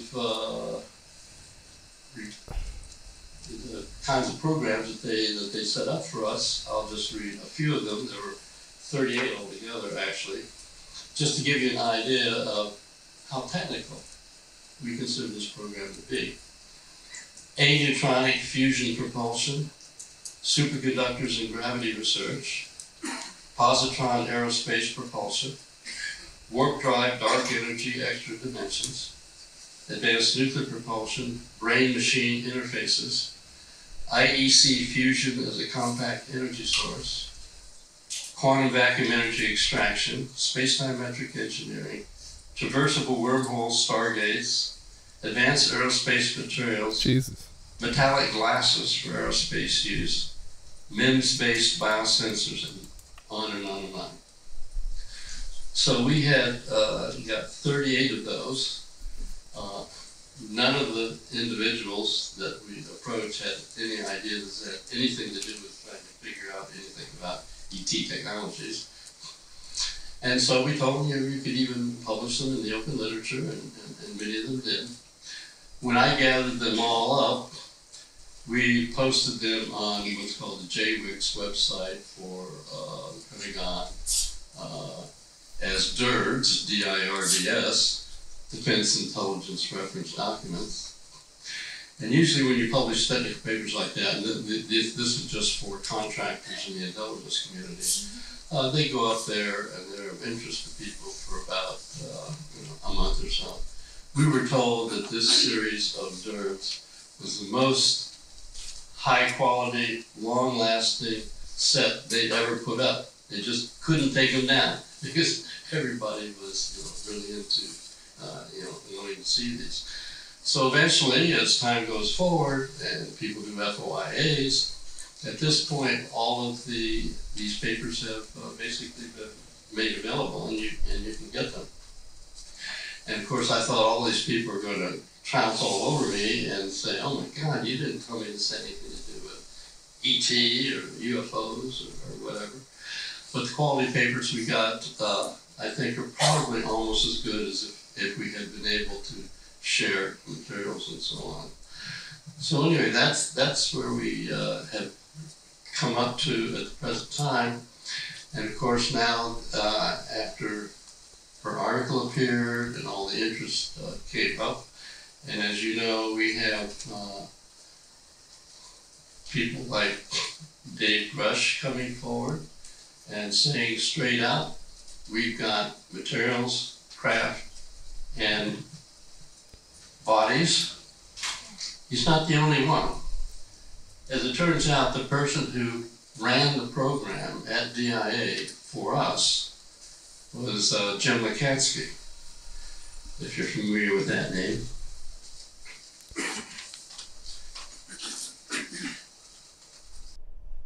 We're all equally powerful. The fuck is this? You have been programmed not to have power. Everyone has a sense of they got a Guy TV commercial in the middle of this. Oh no, Jesus, no. And they just published a book.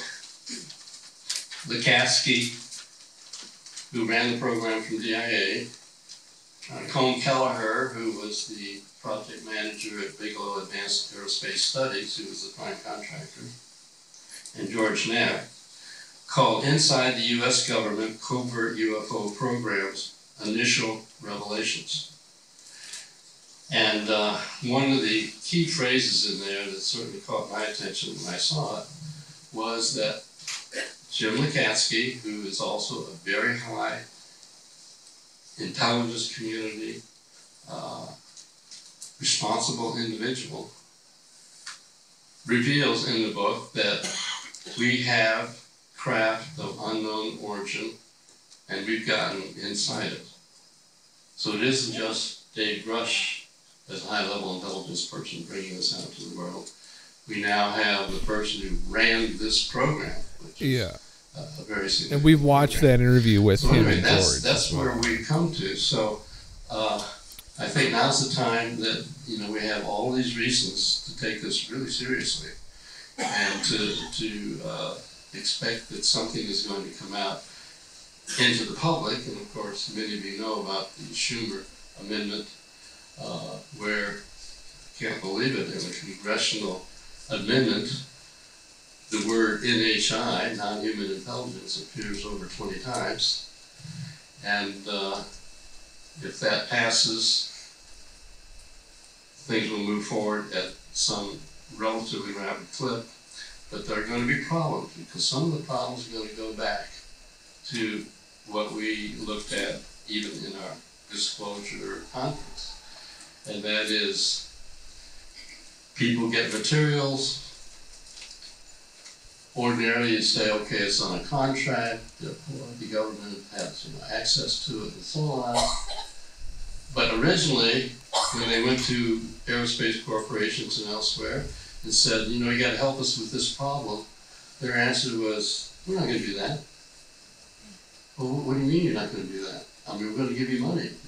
Yeah, but then you'll own it all, and we'll work on it. You'll take advantage of it. So they basically said, okay, if we have control, then we'll consider doing it. And there are technical ways of getting control. For example, if you're on a contract and you've signed an NDA or whatever, well, the government is still involved. On the other hand, there are things called IRAD, internal R&D, that all major corporations have, where they get money from the government, but it's for them to do whatever they want to do, and whatever they do, they own. And so that's an issue that's going to put a damper on complete disclosure to the public, I'm sure. So these aspects of the Schumer memorandum, they're really going to have to work on that to make it work to where the public in general is going to learn a lot. But I think we're on the right track. So that's where we are on the development of the government position. Yeah, it's it's one of the reasons I think that we do need some kind of catastrophic disclosure to occur. I know we watched Carl Nell last night going on about all the potential negative reasons, the negative consequences, I guess, for having catastrophic disclosure. But there's so much bureaucracy in the government. There's so much bullshit involved around this topic, like in the corporate world. Yeah, I guess not really, no. Just kind of reiterating that the guy, I forgot the guy's names. Jim Buddy, he's a scientist involved in the CIA. He had written a book with George Knapp, and they kind of disclosed that he had heard that they had a craft, but yeah. Oh, was it San for Chris? Okay. Yeah. I know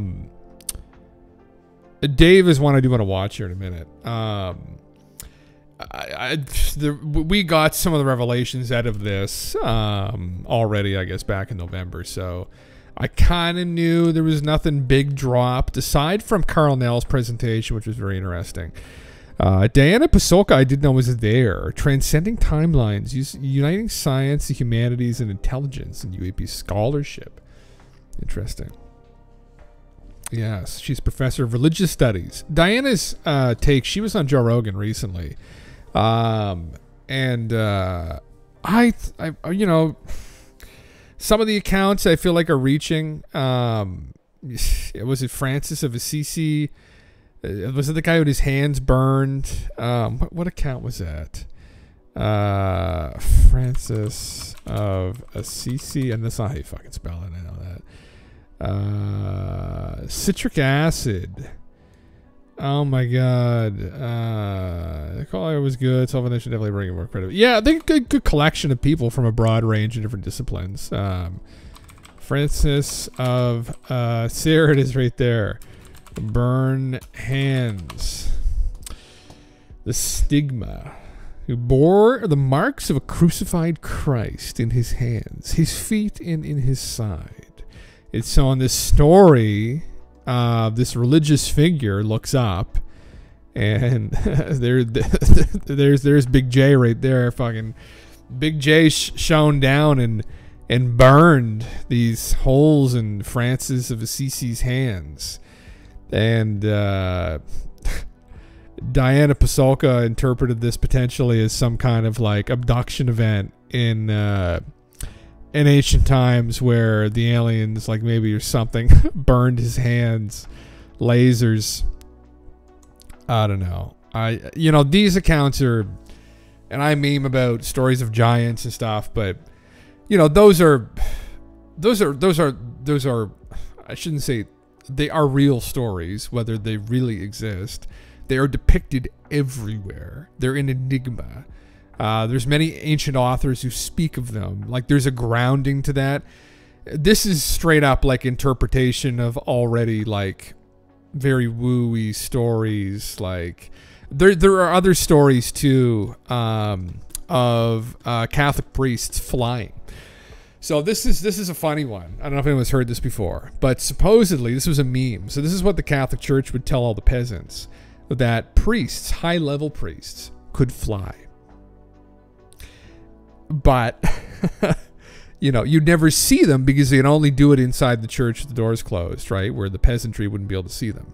But they purported this on to the people, I think, to try and give the priesthood this, like, magic, right? Probably to lure people into the ranks, right? But that was some bullshit that people believed up until not too long ago. I think like the 1800s maybe.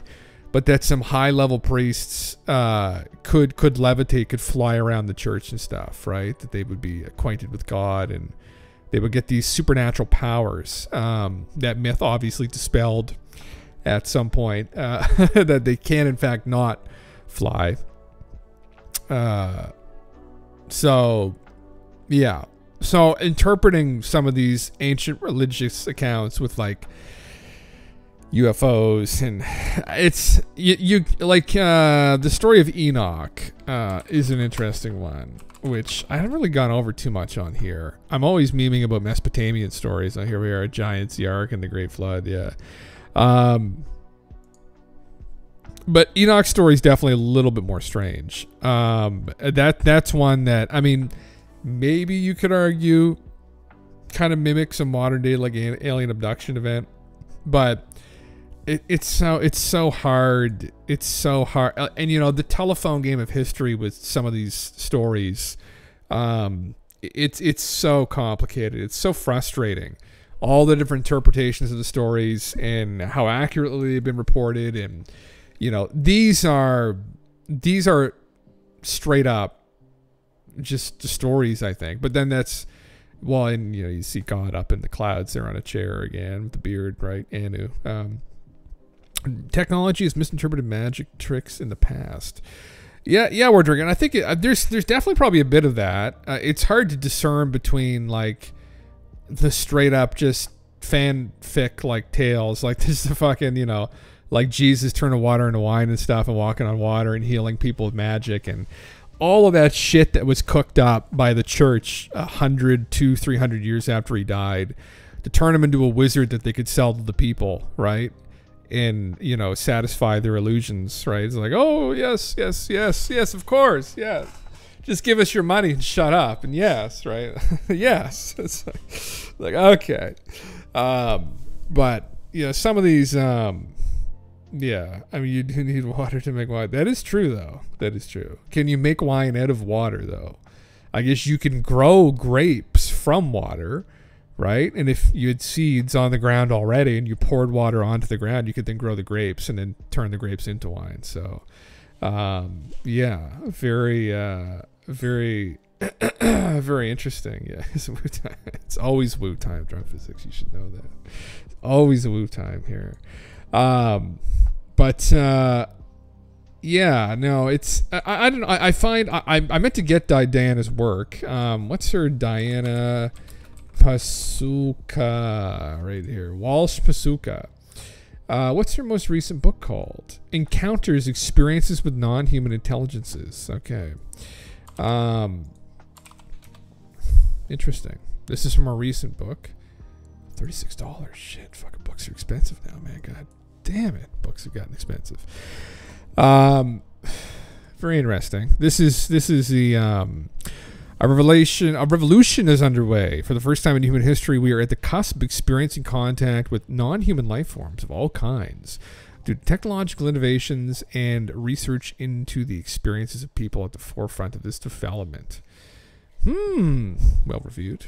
Maybe I'll get the audiobook downloaded and listen through it. It's been a while since I've listened to or read any books from kind of the UFO community, honestly. I would kind of stick to older stories, honestly, whether it's Jacques stuff or Stanton's in regards to ufology, or Velikovsky stuff, Sitchin stuff. They're all like, Christ, Velikovsky's books are from the 50s, like well in the past at this point, but riveting exploration of the leading science behind non-human intelligences, NHI.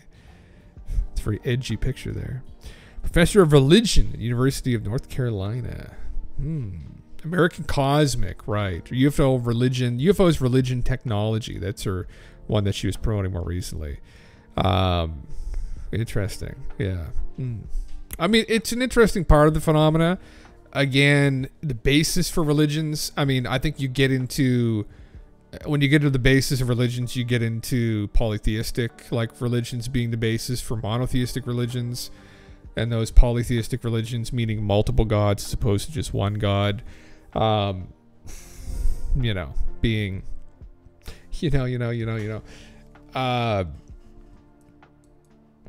being metaphysical beings that do fantastical things and fly around and et cetera, et cetera. But anyway, it's yeah. Diana's had some good talks. I enjoyed her talk with Joe. I do want to watch Dave Grush's little snippet here. This is his closing remarks, just because I haven't seen it, so I would like to watch through it. David, you are a hero in the true sense of the word. He is, with great courage. And that's something, hopefully, he has encouraged others to come out and speak, right? I just hope we see something come from this. I hope it doesn't come to, everything starting to just fall to pieces and then no one speaks up and says anything. I hope these people find courage, and obviously it's asking a lot for some of these people to come out and speak about these kinds of things when their entire lives are on the line, literally, or their professional careers, etc. But yeah, we'll skip this little blurb.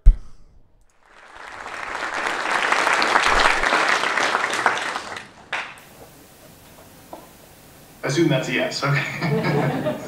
So I'm gonna have a few minutes of remarks, and then there'll be certainly time for question and answer after my couple minutes. I know I'm between you and I assume a wonderful dinner, so I understand I'm the last guy between you and that. So I will try to keep it brief and then open it up for questions.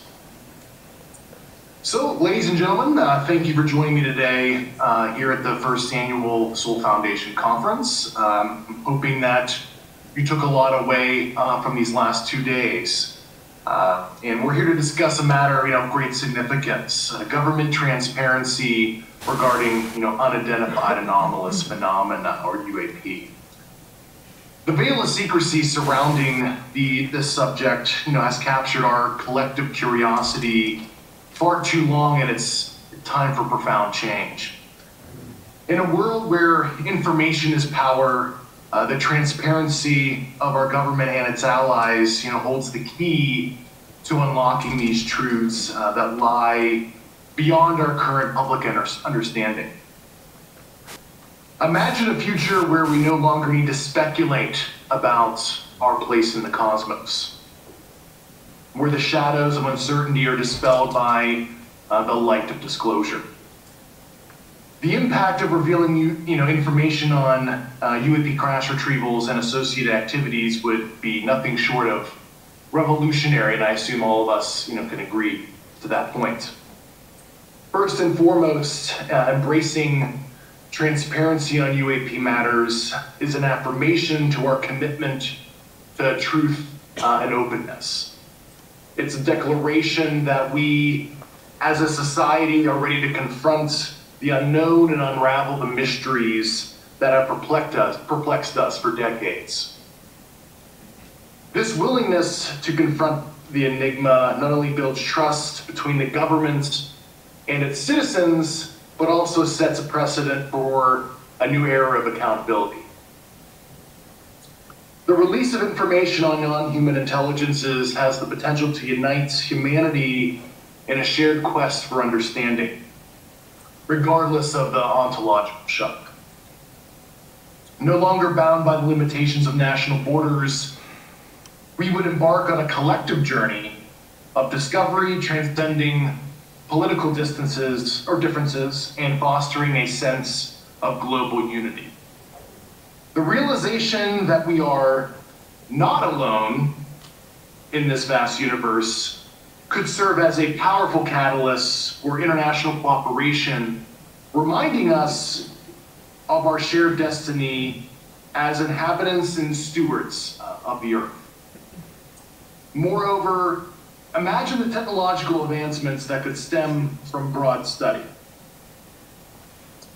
The integration of this kind of technology into our scientific knowledge could propel us to the future with unprecedented innovation, shaping industries, improving our quality of life. It's not just about knowing, it's about the potential to revolutionize our understanding of physics, biology, and chemistry, and other foundational sciences.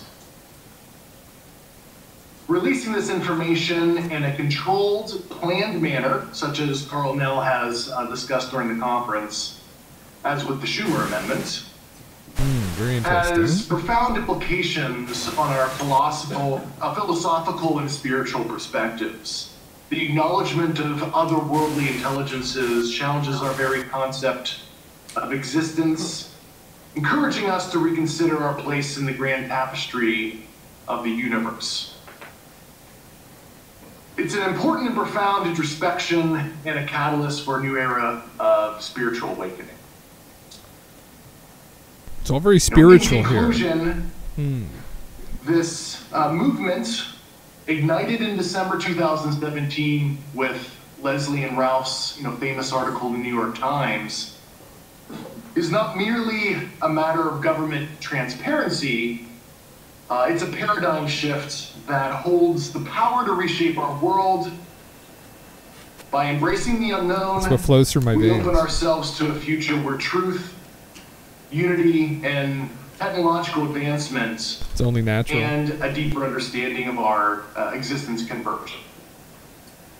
Let us advocate for transparency, not for ourselves, but for the generations to come, as we embark on a journey toward a more enlightened and interconnected world.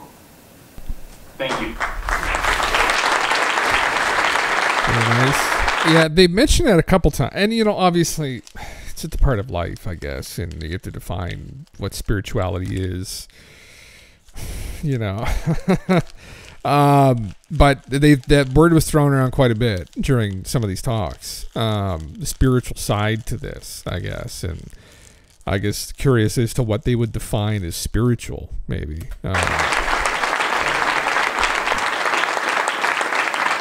A new religion cropping up, maybe.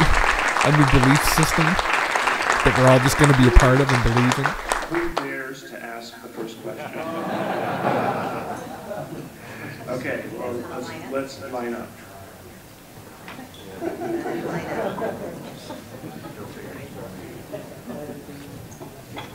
Yeah, it is War Drinker. Yeah. To me, it is. If you could comment on how far you think the United States, or indeed other countries, have got with the reverse engineering program, and how we want to fly these machines. Are they flyable? I'm getting a little bit of double feedback.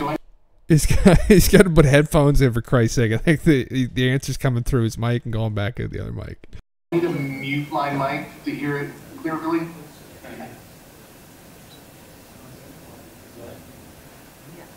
Should I ask the question again, Dave? I need to mute my mic, let me know. I was just getting like a reverb. Let me know if you heard. Should I ask it again, Dave? Oh, that sounds better. Okay. Okay. I was wondering, Dave, if you could comment on how far the United States has got, or indeed other countries, in the reverse engineering program, and whether we've managed to fly these machines, and are they viable? Is he on the fucking moon or what? Is he on the moon or what? Like, answer publicly. You know, a lot of it has been integrated in another U.S.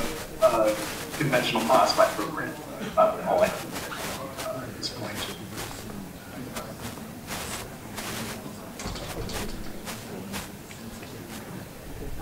Thank you, David, for everything you've done. I'm curious to know why you did what you did in coming forward and putting yourself up above the parapet and becoming a target. It's incredibly brave and inspiring. Yeah, I mean, I did a lot of introspection and reflection to make the decision to come forward.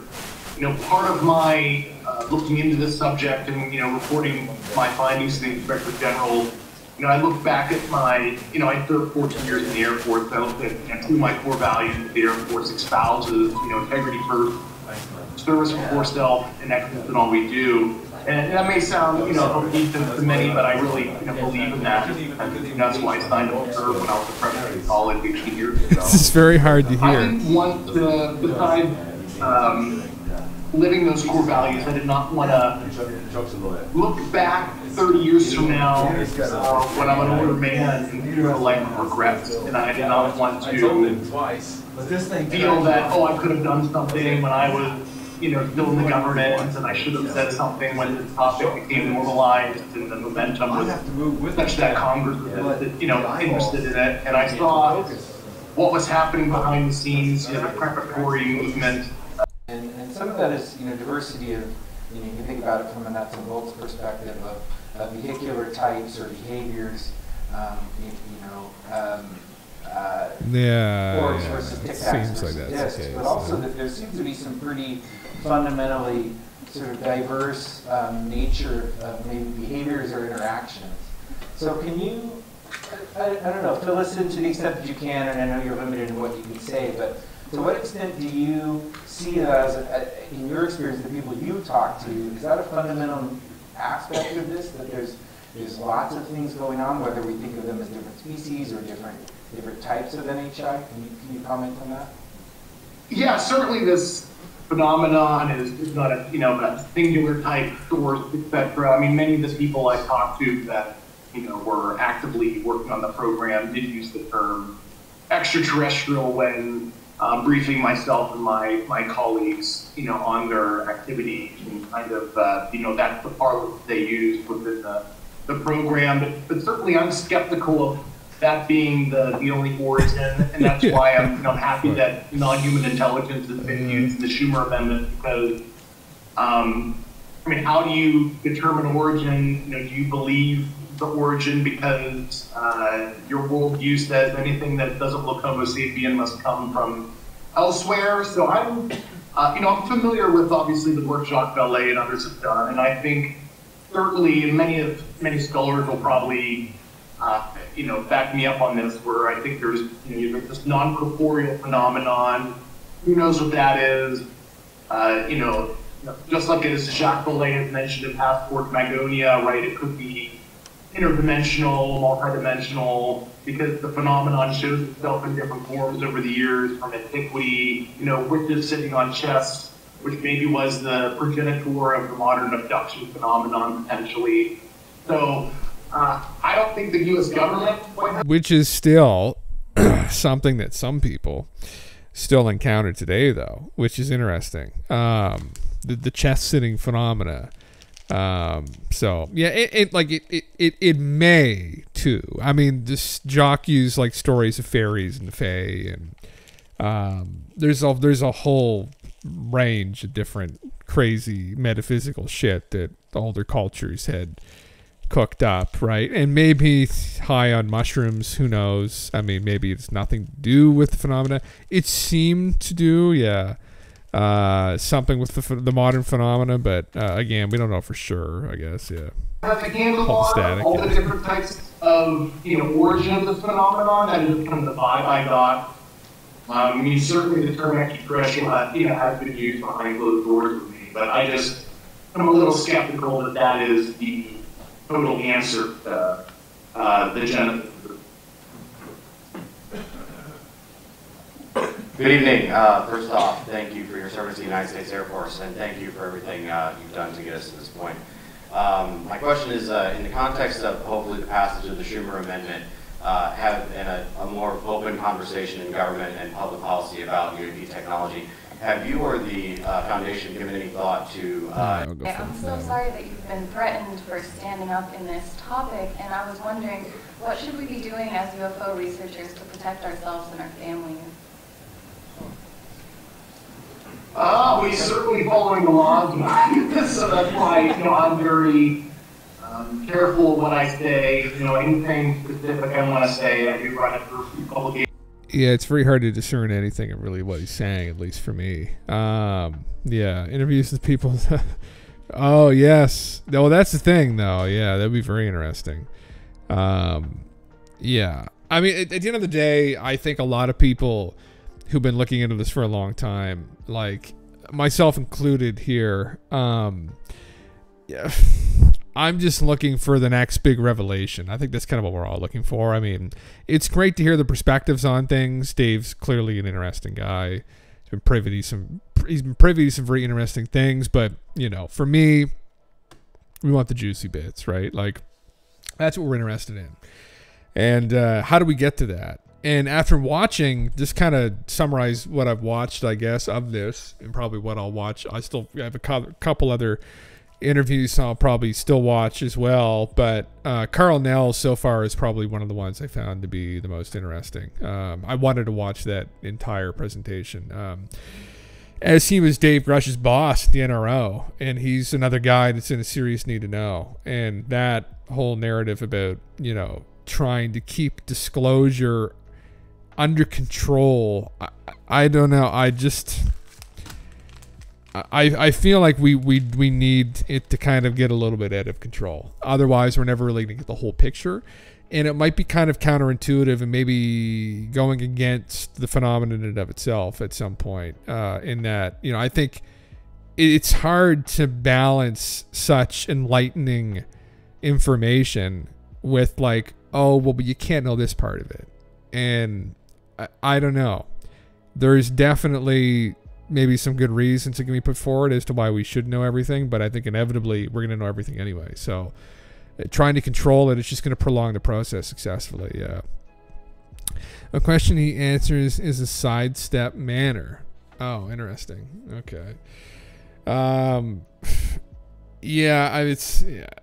People are just going to maybe just asking him about specifics again, stuff that they know he can't answer anyway. It's like, fuck. Come on now. But yeah, it's man, I don't know. I genuinely don't know. I just feel like with Dave, I thought he's supposed to put like an op-ed out or something at the start of the new year, kind of maybe revealing some more information, but maybe not. What's this here? You posted this, did you? There's an article posted 2 weeks ago, I guess. This is the Daily Star. Oh, blocked off here. Rogue U.S. military faction has used alien tech, and UFO experts knows date it happened. UFO expert knows date it happened.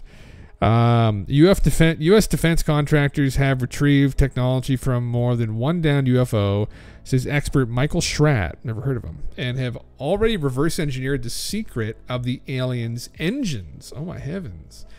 Says captured alien tech is behind the USAF's mythical TR-3B anti-gravity craft. Okay. A rogue element within the U.S. military-industrial complex is experimenting with technology taken from captured alien spacecraft. U.S. expert has claimed, UFO researcher Michael Schratz says there's a simple answer to the question, why do so many alien spacecraft crash? It's because but U.S. built prototypes based on captured alien attack, so it's not actual UAPs. It's just reverse engineering and stuff. I'm not convinced of that personally. The reverse engineering argument is not something that I find too compelling. I don't buy it. I don't think that we have done that. I don't think it's like a couple steps forward, really, and it's kind of, we got to kind of stay where we are. I don't think it doesn't make any sense if we would have done that. That would be really, as someone who's posited all kinds of crazy conspiracies, that conspiracy that we have some chain of people, we have a group of people who've broken off from civilization and now are, these alien gods. I don't get it. I don't think we'd be smart enough to figure that out personally, but I'm guessing there will be a new training program in order to teach some of these military officials and politicians to not step out of what is legal to say. Well, I think what Ryan Graves talked about that, where they're trying to create more transparency with this for pilots, where before there was a lot of stigma and they weren't encouraged to report these sightings, but then now, thankfully, with the work of many of these ex-pilots, fighter pilots, etc., who've had these encounters, they've kind of flipped it on its head, and now they're encouraged to report these things. And that was something that Mick West, I know, was criticizing on Twitter there. I actually had that up here, where he's going on about how many of these pilots are misidentifying Starlink satellites for UFOs, and he's trying to use that as a way to try and, like right here, try and put down the phenomena once again and be like, oh, well. And, a majority of sightings are, I guess you could say, statistically just regular shit. Space trash, satellites, maybe planes, I don't know. Stuff like that. But we know that those aren't that's not what we're concerned with. I mean, Mick is sifting through the pile of shit, and that's great, but we're concerned with the anomalous accounts, honestly. Yeah. I can think of the comments agenda. We don't know about reverse engineering because it's totally under the tarp. That could be it too. Yeah. That's yeah. Ultimately, I don't know. That's all I know is that I don't know. Really. Right? Yeah. Yeah. So, yeah, I mean, Mick obviously has a belief system here that this stuff is just all bullshit, and that it's all been misinterpreted, and I think in his heart he's convinced himself that it's bullshit. And I don't know how he's done that exactly. With UFO reports, we should trust the pilots, says Whitley. But with Starlink, we have a significant body of evidence that shows many pilots can have highly inaccurate estimates of UFOs' position and motion. Perhaps their unique cognition can also make unique mistakes. It could very well do that. And I'm sure, yeah, there's lots of pilots out there who have mistaken things, but it depends on how anomalous the event is, right? I mean, it's going to be on a spectrum.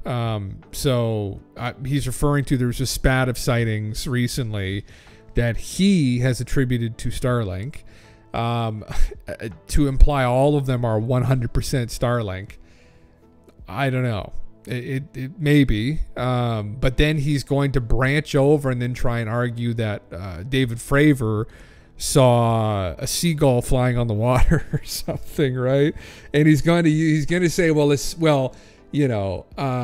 their unique cognition can also make unique mistakes, and they say you could have been uniquely mistaken in that moment, and that is true. But Mick's logic in this could also be uniquely mistaken, although it's not uniquely mistaken. It's pretty obviously flawed, because he's trying to come to a conclusion that's bullshit, which is just, he has a belief system, so he's already kind of off base with this. So at least that's what it seems like, right? And he accuses people who are into this of having these belief systems when in actual fact maybe they don't. And I could say maybe he would contend the same, to say, well, I don't actually believe that. But he's inclined to think that. And again, it seems just pretty asinine to me to come to that conclusion. I don't know how he's come to that conclusion. There's a lot of hoops he's jumped through to get himself there, honestly. More than I think many people have gotten through to this point to just think there's something going on here. So chasing a seagull, yeah, man, I just no. And it is a bit of a data poor perspective. But we're not privy to this data, but there was data of the event as well that I think was at the Nimitz had collected that was then taken away and classified.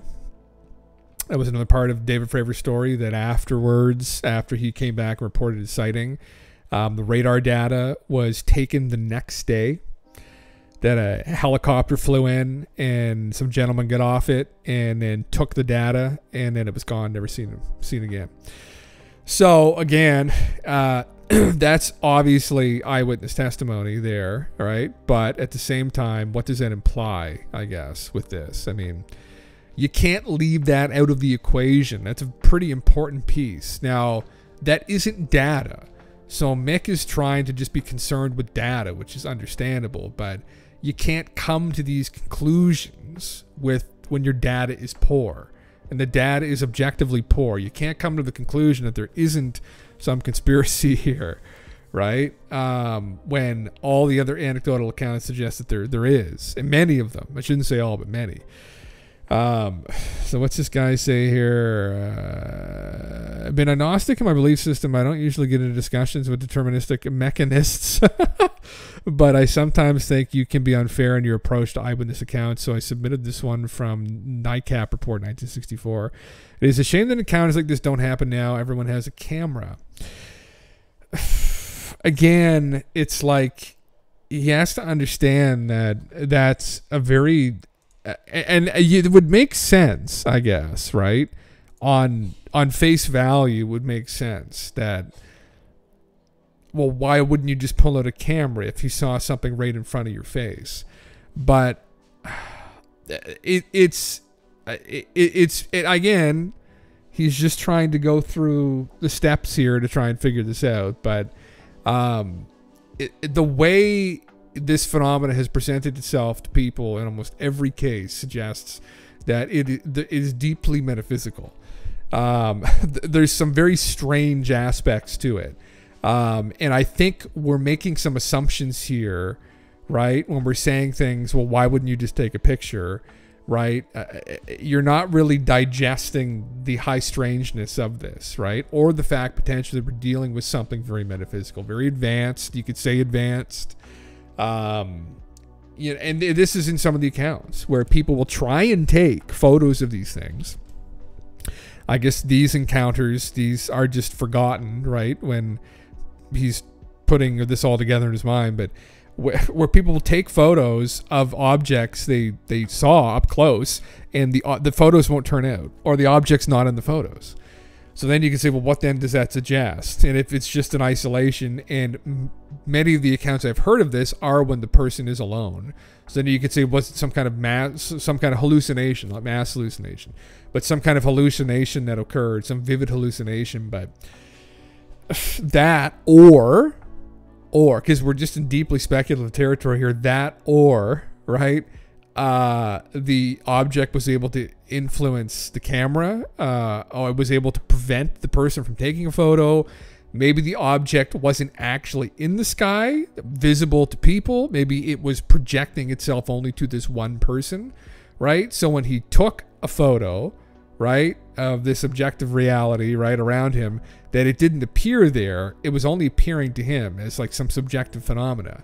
And potentially, is it that advanced? And is it that metaphysical? And are there other stories suggesting this? Yes, almost all stories suggest this. So then it is very mechanistic, I guess, in thinking like, well, just take out your phone and take a picture of it. It's like, well, that would be nice, but it might not be that simple.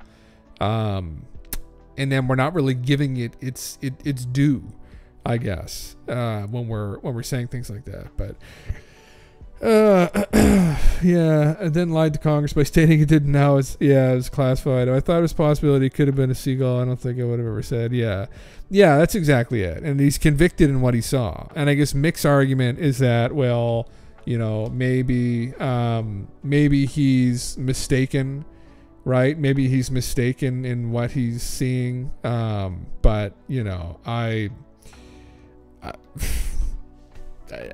technically, I guess, but then there were other eyewitnesses to it as well. It wasn't just Fravor. So statistically, that they all mistook this object for something else is just very, I don't know. I just feel like it's very, it's reaching. It's clearly reaching, and he's reaching from this conclusion he's already come to, which is not objective. He's not being agnostic, and it's just kind of ridiculous, honestly. Poor logic, really, honestly, in regards to some of this stuff. I mean, he's very good at putting things together and doing these analyses of some of these incidents, but in these arguments, there's some poor logic here, right? The critical thinking sometimes within his own arguments is just lacking. So anyway, whatever. He's a person out on the internet trying to figure things out. I want to bring hate to anyone. Very frustrating at times to see this, right? And I don't think he doesn't really have a huge following of people supporting him in this endeavor either. But you know, I guess the day that this gentleman finally turns will be the day that, you know, this comes here. But the problem, though, really is that I don't think it's hard to change people's minds who are already made up on something. It's almost impossible. So even as this progresses, I think at every stage you'll see them just try and cope to some degree with it. And I think it's just personally, there's no point in trying to sway someone who's already made their mind up on something. I think they're going to find any explanation they possibly can to justify their conclusion. And I just don't really see the point in it, honestly. But anyway, yeah. Mostly through the video feed, I don't think they would hide the taking out fast setting and setting. That's the thing. And you know what we really need, War Drinkers? We really just need the data from the Nimitz, right? I think we just need the data from the battleship or the aircraft carrier. Sorry. We need the data, and that would be enough to prove it. But yeah, no, it is though. It is. It's good to have these conversations and think through it, you know. So, which is why we're all here, I guess, right? To try and ground ourselves and prepare ourselves psychologically for the next step. But I guess we'll find out soon what that means. But until then, everybody, thank you for coming around. Good talk with everybody again. Yeah, very interesting. I'll have to go through some of the other videos at some point as well. But I'll probably be on to something different tomorrow night. So we'll have to wait around for that then. So everybody, until next time, peace and take care.